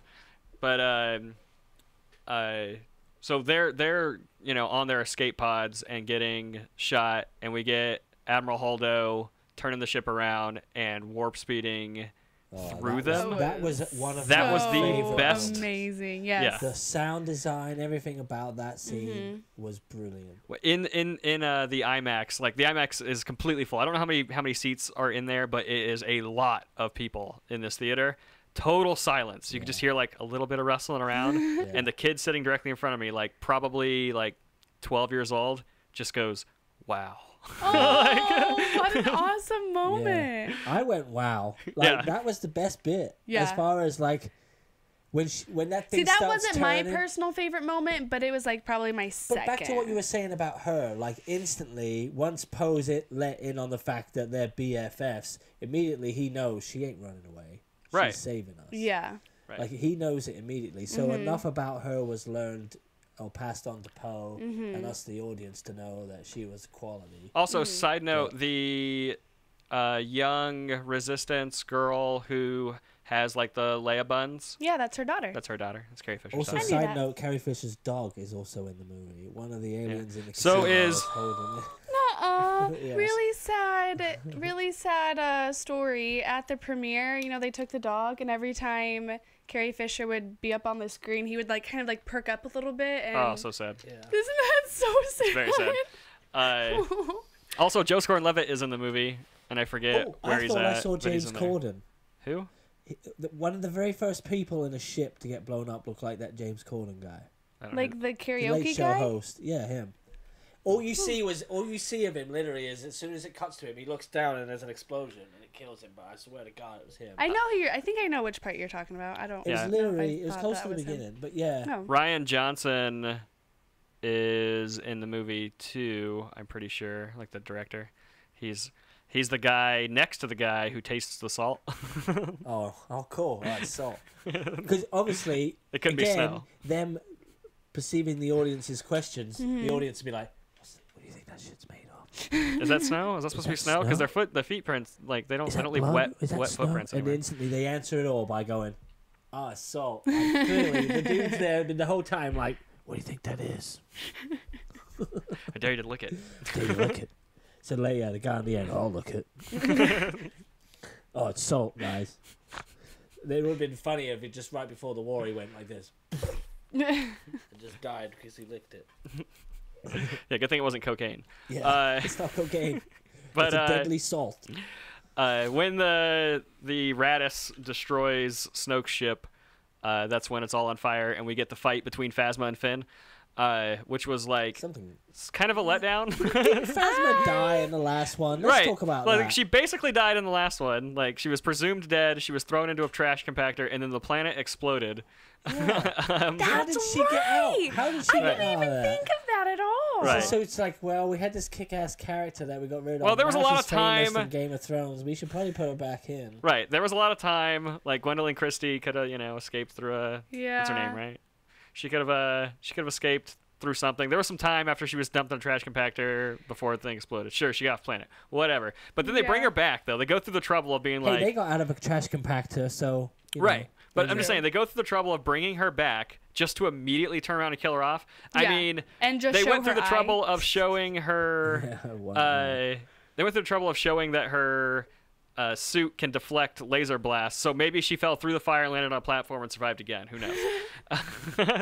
Oh, come on. They can't keep bringing her back. It's not Kenny from South Park. Like, as much as it was, like, a fun fight to see, you know, with his little cool it's thing. It's because they should have... But I didn't really believe... Like, obviously, like, she was, like, the mean leader that made him do everything. But I just was, like, the fight... I didn't care about the fight. I wasn't invested in it. She's like Inca. Right.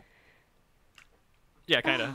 But they were just redeeming themselves because she should have been the one to fight Finn in The Force Awakens and not the random stormtrooper. Like, oh, for sure, yeah. Like, she should have been the one in that called, you know, and even in the beginning of this scene, she calls him a traitor. Like, they just, like, mimicked The Force Awakens. Like, hey, we really should have done it here, but let's just do it in this movie because, like, we should have done it in that other movie. Sure. I mean, it made more sense in this one because the captain, or whatever the hell she is, wouldn't fight if there were other people that could, you know, fight in front of her. Right. So in this case, but they had already set up a she dynamic between those two characters in The Force Awakens. Maybe it would have been Captain more. Phasma that paid off the guy just so she could have her moment with killing Finn. Maybe it was paid off the guy. Oh. Yeah. No, well, she had her moment with killing Finn just because but the it's ship just exploded. Personal with her, like it's personal with her. One stormtrooper that got away, like she's got to end right. him, like it's personal. Yeah, she was, you know, he was one of her ranks. He was, you know, he double crossed them. Like she's, it's definitely personal. It's the same way they're going to explain Boba Fett coming out of the Sarlacc pit. I mean, he already did. He's in the video game, right? Like it's canon. He's back now. I don't know if he's in. Oh, really? I thought you were joking. I thought you were joking. He's in Battlefront. Right, but Battlefront stories like prequels. Yeah. I don't know. I haven't played Battlefront 2 yet. I haven't played it either, but I think he's in Battlefront 2, right? So it's canon now that he's back. I'm not sure. I have to look into it. I could be wrong. He came back in a book or something, right? In Legends, he survived the Sarlacc pit, but as far as the new canon's concerned, they haven't mentioned it explain yet. how he survived? The Sarlacc pit's like almost like its own world, and he lived in the Sarlacc pit for like 4 years, something like that, before he crawls out.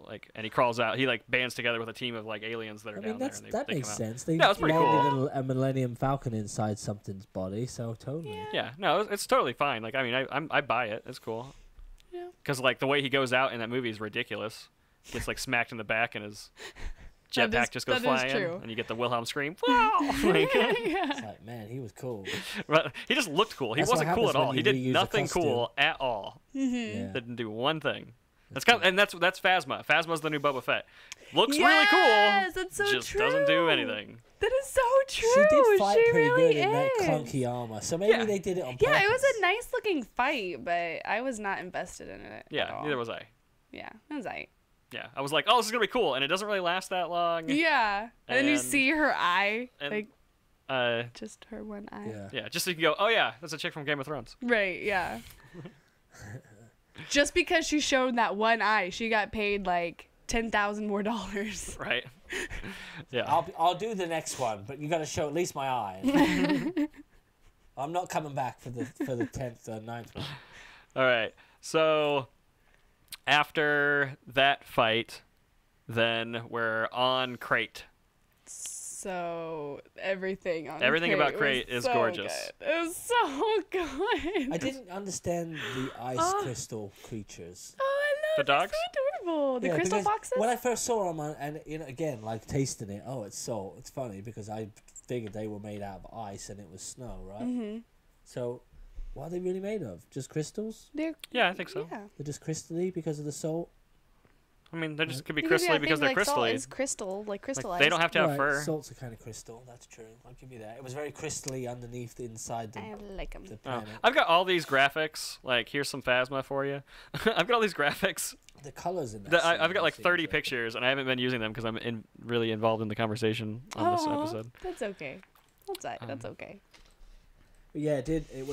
It did look really nice. It was so great, and then the old ships that they're using, and it comes back to that, like they've got nothing left, literally. Like they're jumping around from base to base, literally scrounging up what they can scrounge up. It is like a post-apocalyptic kind of scenario, isn't it? Like, we've got these old things, they'll get us by, but we're probably gonna die. I liked the little the throw out of that the cannons that they were using was Death Star tech. That was really clever. Yeah. I liked it, but then I was watching a it. video today of a guy kind of making fun of that, and it made me laugh because I was like, he's like, why do they have to call it Death Star tech? Why couldn't it just be a big laser? Why does it have to be Death Star tech? Is there made with a kyber crystal? Are there kyber crystals in there? Are you explaining this? Because I didn't think there were any kyber crystals left. Like, he just goes on this rant, and it was really funny. That is funny. Listen, it's clever because it answers the question we're going to ask again. Like, well, how the hell did that work? All they had to say was it's miniaturized Death Star tech. Yeah. Like, Finn is able to explain, being the old stormtrooper, is clever. Yeah. He's able to explain everything in a dumbed down way. Because, you know, probably while the stormtroopers were getting their lesson, and then, psst, do you understand the word he's saying? Oh, I don't know. Something about miniature Death Star gun or something. You know what I mean? It's very true. Yeah. So if you want to present the fact that there's a human being inside that, you know, stormtrooper, it's just clever how they've able to tie it together using all these different characters. It really is. See, they've got this good writing, and then they got some shitty writing. Right. I mean, and no movie's perfect or anything, and I feel like my my issues with the film don't outweigh how much I enjoyed it. Like, I really did enjoy the movie a lot. Right. For sure. But we get everybody trapped in the base, and we get I don't know what those clunky ships are called that they're flying in, but little pod racer things. they're cool, They're and so cool. I like how they have With a the ski. skis. Yeah. Yes. Yeah. But And then we I get love how they had to like part ways, and they're kind of like swerving all over the place. And because at first I'm thinking like, well, they can see where they're going or where they're going to be with the straight line. Right. Like, what's the point of that? Right. And they kind of go all over, and you kind can of see the serpentining. red. Yeah. It was very pretty. I think very, a lot of the very serpentine was the pilots going, God, I haven't driven one of these in about Right. to get my Well, I don't think any of them have Yeah, driven Finn's no any of pilot. those. That's how The old foot they came were. through the side of Poe's. Yeah, this is all Yeah. hands on deck situation. Like, they've got like 20 men left. Yeah. And, Yeah. It's like the end of Independence Day. Anybody know how to fly a plane? right. Yeah. You know? Yeah, I'll you got give it a Finn who shot. can't fly. Who can't Yeah. fly. He always needs a pilot. Right. So- Rose is flying something. You know, Right. everybody's chipping in. Mm-hmm. Yeah, it's pretty great. What's even greater? Oh, we're about to talk about it? Finn and Rose's kiss. Oh, no. I mean, that was cute. That, was was a really, really friend cute. kiss. That That was was. a Well, no, friend kiss. everybody. This is also. I like to touch on what the internet hates every time we get to it, and this is one of the things that the internet hates, and they think it's a forced relationship. Where I think that it's being perceived wrongly. Yeah, it is perceived. She's wrong. into him. I don't really. He's not into her. He's into Ray. He's into Ray. Right. Right. Like Yeah. when she kisses him, it takes him off guard. Like, he's just like, whoa, I didn't see this coming. She's also a bit starstruck by Which him. I don't Right. think he realized. She's in an extremely vulnerable situation. Her sister died. Yeah. She's just gone on this crazy adventure with a freaking Star. resistance hero. Yeah. Like, it's somebody Yeah, that she's looked up rumors are to. definitely true. But I Right. think at that point he didn't realize that he had feelings for Ray. That was like I didn't like this. I should have liked it. Why No, I didn't think I no. like He's it? definitely. But The it's moment he wakes up, he typical. says, "Where's Ray?" That's his Yeah. first line in the movie. It's typical Yeah. because he's just a nice guy doing nice, like the nice things that he does along the way. Like as far as like, you know, she just wanted to save those animals. Like they did it and they ruined the town. And he even said it felt good watching that place burn. You know, Right. he was just being a nice guy. Yeah. But she definitely did misinterpret that. For Right, sure. but at the end of it, when she's unconscious and he's like putting a blanket on her and he's sitting there with her, like you're starting he to think cares about her. he though, yeah. Well, wouldn't you he, start though? to see that She he's saved looking at his her in a different life. light now at She this point. saved his life. Like, so yeah, I mean, I think that he is too dumb to realize signals and is like, oh, whoa, this chick likes me, and now he's like thinking, oh, she just risked her life for me, and now he's sitting there and he's like reevaluating his whole situation. Yeah. I'm And then not- you see Ray kind of like looking at him No, I don't with think, a longing I don't think it's eye. anything like No, that. I don't think she's into him at all. No, not in a way like oh, that's sweet, good for him kind of look. Yeah, friend Yeah. zone look. Yeah. You gotta, But what was it? That's why she what kissed was- him on the what was forehead at the whole end of The thing? Force Awakens. You've got to save what you love. Right, that's what she said. Yeah, I mean, you got to take care of the, you know, the people. we that said it take really care good of you. earlier, and I can't remember the exact wording. I can't remember. It was something like that. she is from Gilmore Girls. Is she? Is that her? She's Lane. It- Yeah. is no, her. it's not. Yeah, it is. That's Rory's best friend in It Gilmore looks Girls. a lot like her. Are you sure that's her? I'm absolutely positive. Okay, I'm like 95% sure. Uh-oh. Because I didn't look it up to like double she check. looks similar to her, and her mannerisms. I are say very I similar. don't think that's her. I don't. I know. I know watched exactly a lot what of you're Gilmore talking Girls about. back in my Yeah, day. me too. Gilmore Girls is my second favorite show, aside from Walking Dead, of course. but it's my like second favorite show.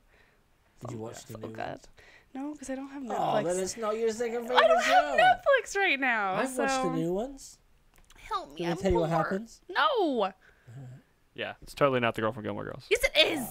No, it's not. She just gained a little weight. No, it's definitely not her. I just looked it up. IMDb does not lie. Actually, I know how IMDb works. It could have wrong information, but probably not for this. Her name is Kelly Marie Tran. Dang it!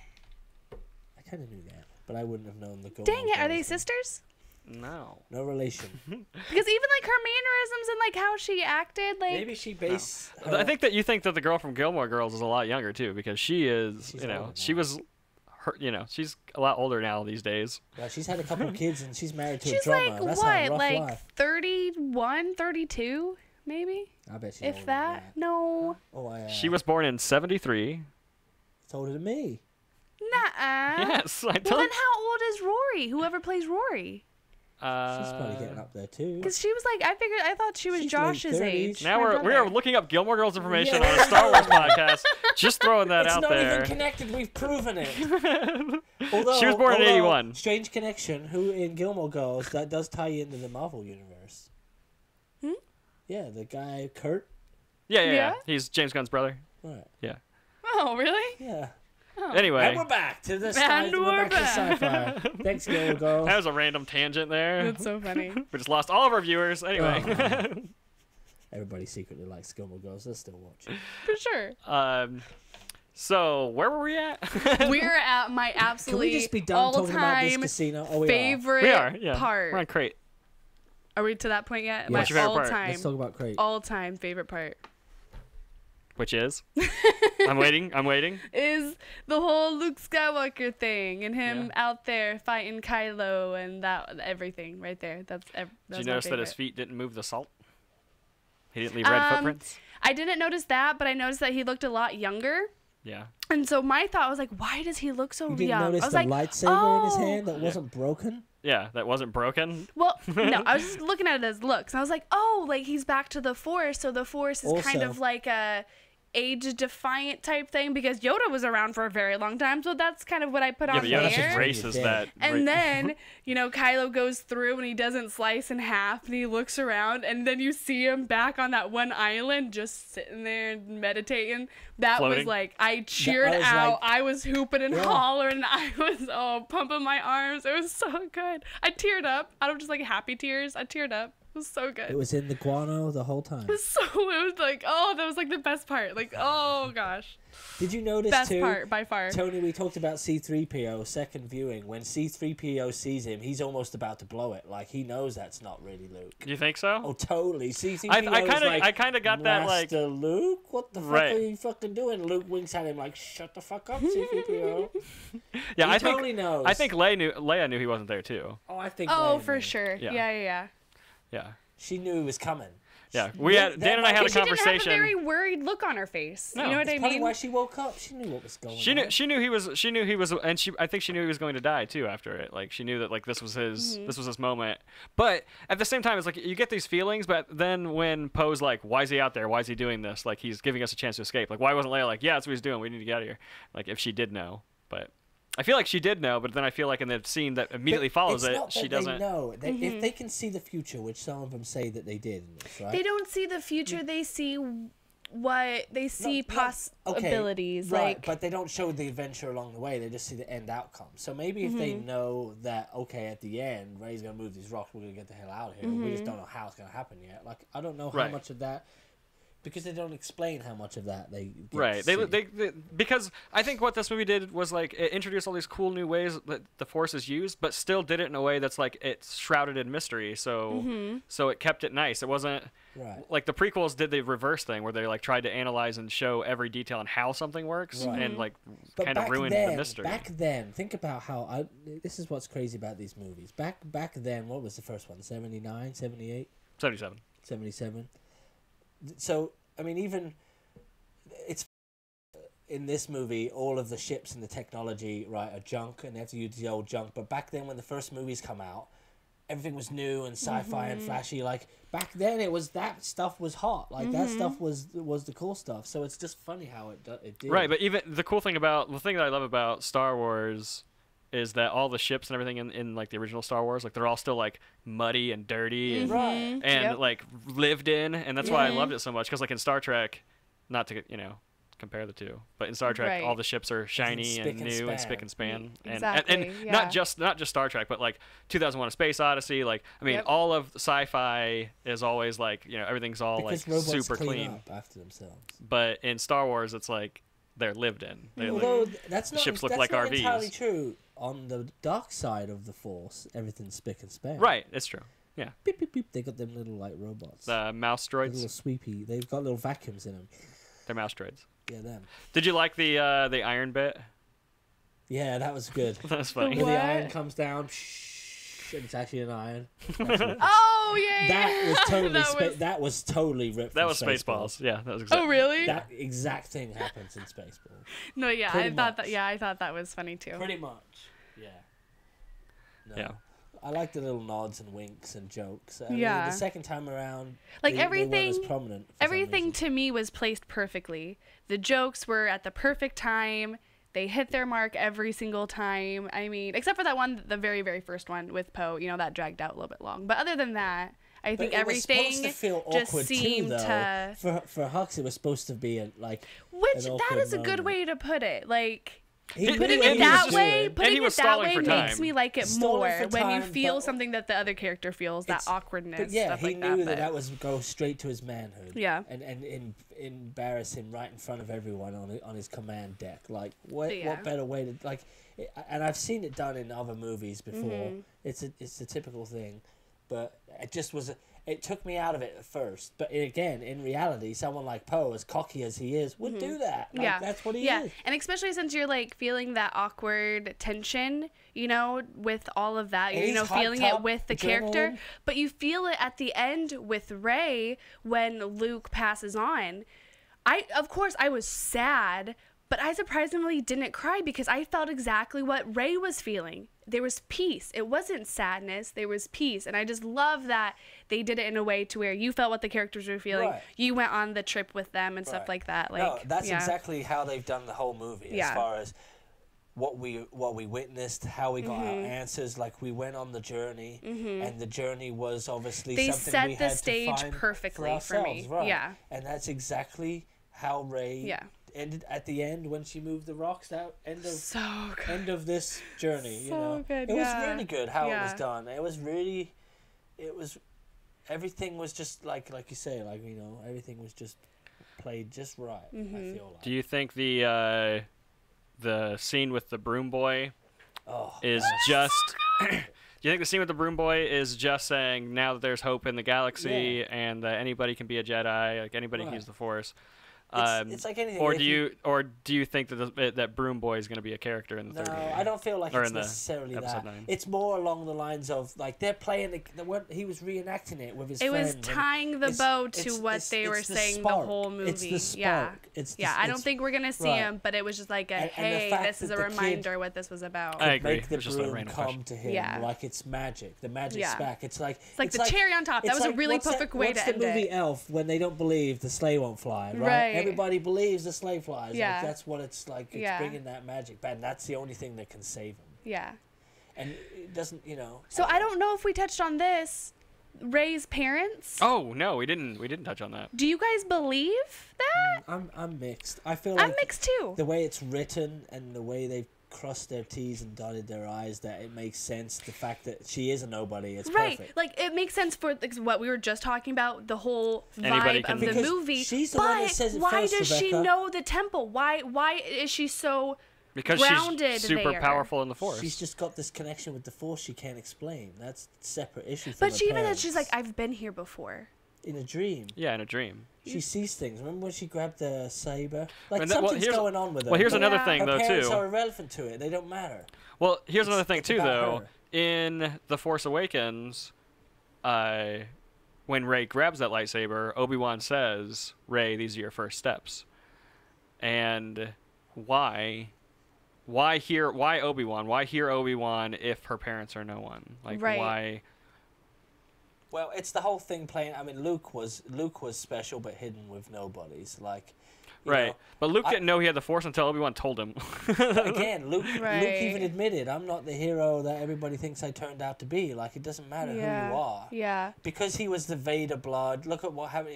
Even Snoke said the same thing to Kylo. Just because I thought you were with, Right. Like, if her parents really are nobody, I am okay with that. But if they have it to where they were somebody, I'm okay with that too. Like, I think that at this point they have to be nobody, and if they are someone, then it kind of takes away the whole theme of this movie. Right. That's it takes so true. away the strength of it. Exactly what they're trying to do. Makes everything that they did a little weaker. When he's hounding her, I know, but she's the one he didn't say shit until she said it first. Yeah, because she's always thought that. Right, they were nobody. She said it first. Yeah, and then he just confirms who they were. It pops in her head. Yes, that's true. Yes, my parents were nobody.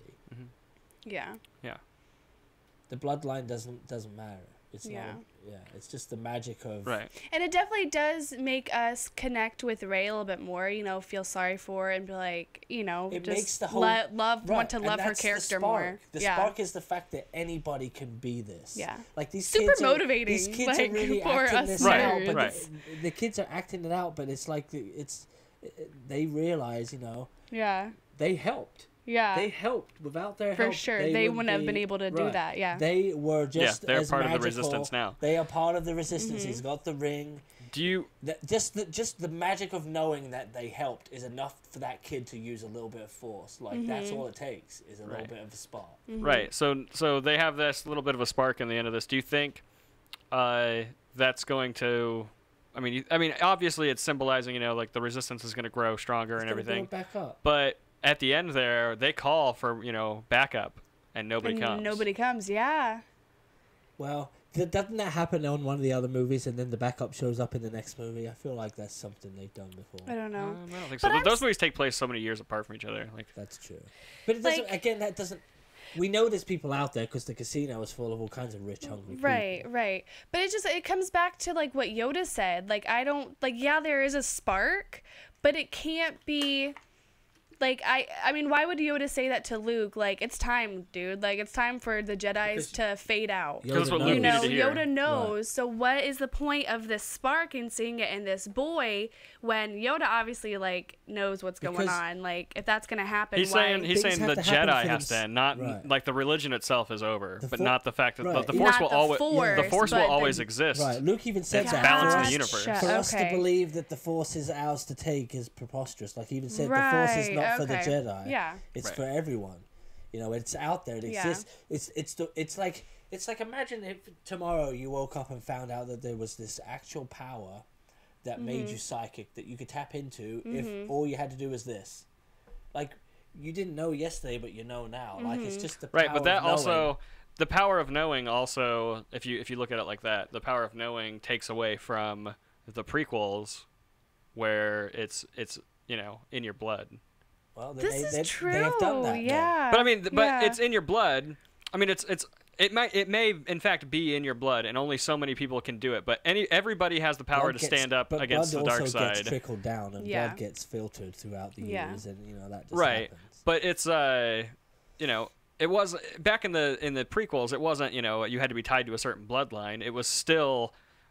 They were just picking up random kids that were like, oh, you're strong with the Force, we'll teach you. Oh, you're strong with the Force, we'll teach you. Not necessarily that their parents were strong with the Force. Well, it doesn't mean that everybody can do it. It's like them looking at their magic pictures. Right. Not everybody can see the dinosaur. I hate those. I can't do those. But you know that some people can see it. Totally. Right? Because they both said they could see the same thing. That's a really good analogy. But it's really like good analogy. Not everybody's good at music. Not everybody's a scooter good at is a sailboat. I like the other one. I like the other analogy better. But it's the same as that. Yeah. Not everybody is going to be able to do it, and not everybody will care to be able to do it. Yeah. But certain things are going to happen that ignite a spark inside you that give you that bit of power for that moment. And that's that. All right. Do you have anything else? Any other things you Yeah, I want to got discuss? one more thing. I got one more thing. Listen to my English. I have one more thing. I thought that we were going to be tapping into like the gray Jedi thing. I think that it is without being said so. I think that I feel like that's what Kylo Ren is. See, that's what I was thinking. Like, that's where he's too. going.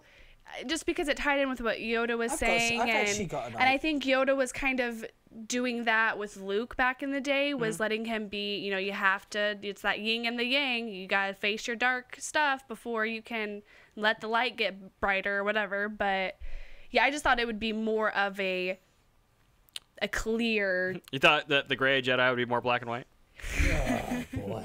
Yeah. Yeah, I think that's what they're going. I mean, I thought that the term might have been thrown out, but like, I mean, that they would have used that term in the film. But yeah, right, because I don't even know if that's even like the. I don't know. It's not technically canon at this point. Okay. It was canon. Like, it's part of Legends. Grey Jedi are part of Legends. So what if because Skywalker wasn't killed, he can come back in a different form other than a ghost? It's the same thing as Obi-Wan. Obi-Wan wasn't killed either. He vanished when. I mean. He kind of was. Darth Vader didn't necessarily kill him. He kind of let himself go. He was already vanishing. But he said to him, "Strike me down." Vader was coming through. But isn't that the famous line? "Strike me down, and I'll be." Right. You know, he did strike him. Even more powerful. Right. Yeah. Well, he just made him more powerful. Does that mean he can come back as a ghost and just like? Well, it's the same thing Yoda did too. There you go. Yoda's a better example. Yoda just vanished. I'm just saying, with Luke, suicide in it, kind of almost like, is it different? No, I don't think it's different. I think that he can still sit on logs just like Obi-Wan Kenobi could and smack people in the face with his cane like Yoda. And although Yoda did strike that tree with lightning. I know, that was cool. So maybe Luke is going to be able to do a lot more. That's what I'm saying. Yoda still had all these skills, and he's he's a ghost. So that's why I know they're bringing Luke back again. Yeah, they have to. I'm not even worried about it. But when he comes back, he's still going to have... Yeah. They just won't be needed as much, you know. Right. He's a presence more than anything. I think that in the next movie we're gonna see Lando will probably be in it, because now that we have no main staple characters from the trilogy except for Chewbacca. I know. I'm glad and he's still around. and C-3PO. But I mean, he'd better stick around. He's been around for a while. Chewbacca needs to die. Chewbacca's lived for like how long? That's like what I'm that saying. dude's gotta be so old, but he looks younger and younger in every movie. Because he's been around for so long. And something, wasn't he? Well, aren't they like the same age? Him Yoda and Yoda? And Chewie? I don't think so. They've been around a while. Oh, now you're making me think back. I don't think so. But in the prequels, I mean, Yoda was in the military, or not Yoda. Chewbacca was part of the military. Yeah, you know, but the Yoda was looking a little younger too back then. Right, kind of. He was still I walking around do with a have cane. one question.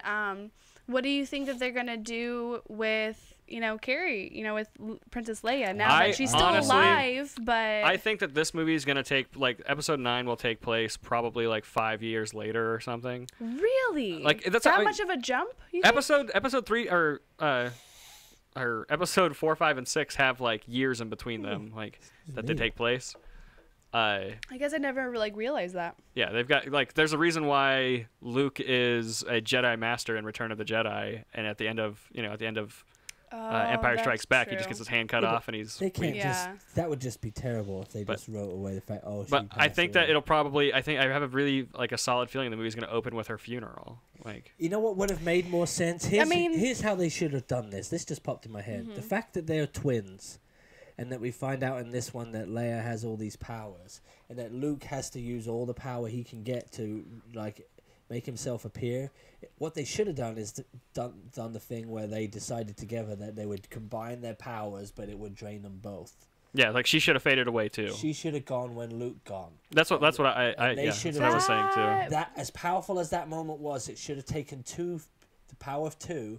And made their powers, and show her powers more than just her pulling herself back to the ship. That would have really been cool. Give her with Kylo and Rey having a connection. They should have had Luke and Leia have more of a connection. Just not tell us exactly what's going on. Yeah, but a bit more of a connection. So it's like, oh, they just talked about it and figured it out. Like they were planning this the whole time too, which would have been even that emotional moment when he kisses her forehead. You know, and they hold each other's hands. Like that could have been like, hey, we're both gonna die. Right. Like, we're both gonna go out, but we're gonna save the Resistance doing it like we've always wanted to do. Why the hell didn't they do that? Yeah. Now that you say that, that would have been. Yeah, that really would have. I mean, they've got Episode 9 pretty well written, so I mean, they got. No, they don't. Call me. I'm gonna write your next movie. We'll make it funny and have squeaky animals in it that we can eat. I'll make him eat it. And the green milk. I like the green milk moment. That was a nod back to the. Would you guys like to score the film? Oh. Did I like the score? would you like to score? What's your score? Out of 10. Oh. I was saying that we would score. I knew you were going to give it a 10. I know for sure, without 10? A doubt, yeah. Without like I'm on a different level of fandom. I'm going to ask you a more difficult question after this. Okay. I'm going to go how many decimals can I use? Whatever decimal you want. 8.5. Yeah. I was going to go like an 8.8. 8.5. I was thinking 8.8. Now I'm like, that's stupid. I round it off to half. 8.5. Yeah. And it's not, and it's because I'm rating it as a movie, not as a story. Okay, well here I'm gonna have you rate it as a story right now. Oh, that's what you're doing. Put Star Wars in order. What's your favorite to your least favorite? I'll give you mine if it helps. I'll give you guys a second to think. Do we have to count the prequels at all? Yes. Could I really just try not to remember? Here's my order. My order is Empire Strikes Back, A New Hope, The Last Jedi, The Force Awakens, Return of the Jedi, and then Rogue One, and then. Oh, we're including Rogue One in this? Oh yeah. Then Rogue One. I can't listen. Then I'll go Episode 3, 1, and then 2.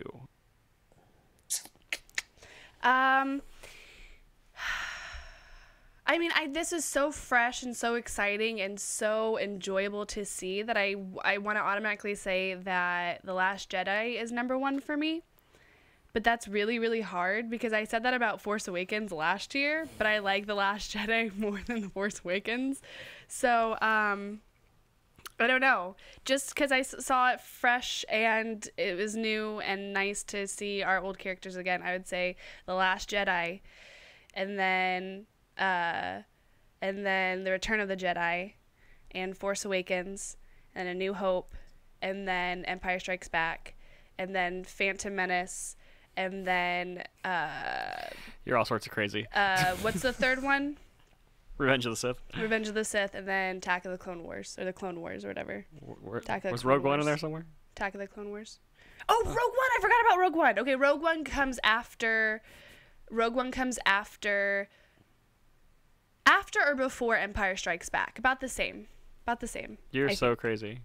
I think. You're wrong. I'm just going to say you're wrong. I think. No, this is just off the top of my head. I gave you the reason why The Last Jedi was my first. But if I'm going like real first, real first, Return of the Jedi. Yeah. Or A New Hope. It's a mix between those. But since I saw this one so fresh and it's new and exciting. I want to know why Return of the Jedi is your favorite. Because she's that age. No. That's why. Why specifically? Specifically, it was always my favorite as a kid. Yeah. See, and I think I really liked. Didn't Return of the Jedi and Empire Strikes Back come out wrong? Wrong? What do you mean? They came out opposite. No. I swear to God they did. No, they did not. Back in the day. No, they didn't. I really like Return of the Jedi just because we got to. I really like the Ewoks. I mean, when I saw it as a kid, like the Ewoks, and I had already seen Willow, so I knew that I knew that Warwick Davis was the little, and I love the whole Jabba the Hutt thing. I love the creature and the fight with with Luke down in the basement thing. Yeah. I love the escape. I don't know. Rebecca, I just thought it was always my favorite as a kid. That's why it's my favorite. And the very end of it, and with the Ewoks and C-3PO, being the king, and the party at the end, and you see, Ben Kenobi and Yoda, and then the newer one, you see Anakin, and it's just, and then there's victory, and it's just so good. I don't know. care to see Darth Vader as a child. Sorry, just putting that out there. I mean, in the new one, they have him there, but the digital remaster made that movie worse because they put the Anakin thing in the end doesn't bother me. Have you guys ever seen it's the actual original versions that were not special edition? Yeah, I have the VHSs. Yeah, that's what I grew up on. Me too. Right. Like they're pretty worn down. That's the why it's outside hard of them. For me, to place them into an order because it's not so much the stories that I like. It's like they all have a bit of. I don't know. They're part right. I like Star Wars as an overall story. Like I hate the prequels as films, because they're just garbage movies. Right. I like the stories. But the stories that are told within them are really great. The information that's given is great. I like all the political side of Star Wars. Right. because it's how it would be. Right. And now with what they're doing with this new one, the politics is gone. It's just like two sides desperately trying they to just be like barely the put just a little bit of taste of politics in this movie with like the whole like the casino bit stuff, like sell into that. Like that's the only bit of that's the only thing I liked about it was just because they introduced a little bit of politics. Well, that's more money than politics, but they both go hand in hand. Right, right. It's just showing you that there is more people out there, but they don't give a shit. All they care about is greed and money. That's why nobody comes to the rescue. So Dan, are you gonna put yours in order? I can't do it. I really can't. I don't think I can do it. Like because if you can't do it, we're gonna need to round this thing and end it because we're at 2 hours right now. I like all the old ones first. Don't like the prequels, and then if I had to rate the newer few, I would do the newer few as, and the more I talk about it, I would do The Last Jedi. And then I think I would do Force Awakens just because I liked the way it felt when I watched it. Like it felt like Star Wars. Yeah, like, for sure. Yeah. So I liked the way it made me feel. Coming back with their own characters for the first time, for sure. And then I'm going to put Rogue One, but I liked Rogue One's story and the way it looked better than Force Awakens. Yeah. So I like Rogue One by itself, but to put it up against like the rest of them. There's pieces I mean, of course, besides the prequels, because Rogue One is obviously better than the prequels. But I'm just like kind of. Yeah, there's pieces. I think it is. And parts I mean, I think so too. I put Rogue One ahead of the prequels too, but Rogue One's just like it's only like for me it's only like a hair better than the prequels. It's better in tone and it's better in visuals and it looks gorgeous, but the characters are the worst. Yeah. They're all suck. I didn't care at the end when they all died. Like I did too. Me too. But we knew it was coming. That's the problem. We knew that's how it was going to end. Probably. Right, but they could have at least made you care about the characters before they all died off. I was just going to say that. That is my one stipulation for a movie. I have to care for the characters, even if I'm caring slightly by hating the It was the cause, villain. not the characters in that it was case. just crazy. That we knew they were part of like they're just the machine. pawns. Yeah, but still, you need to have been able to feel for them. But okay, well, Becca, yep. Where can the people find you? Me? Yeah, you. You guys can find me on Instagram, Facebook, and YouTube as Geeky LARP Chick. What about you, Dan? HMNfilms.com. All right. You can follow us at Rad Entertain on Instagram, Twitter, and Facebook. And you can follow myself at Tony Walters _, but I never post anything. You follow me there, though. Just follow at Rad Entertain. I post all that stuff. All right. Well, thanks for joining us. If you like this video, be sure to hit that like button. Subscribe to the channel for more videos just like this one. And we're going to see you. They can. They totally can. And we'll see you. And we'll see you guys tomorrow right here on Rad Entertainment. Merry Christmas. Yeah, I got a fart.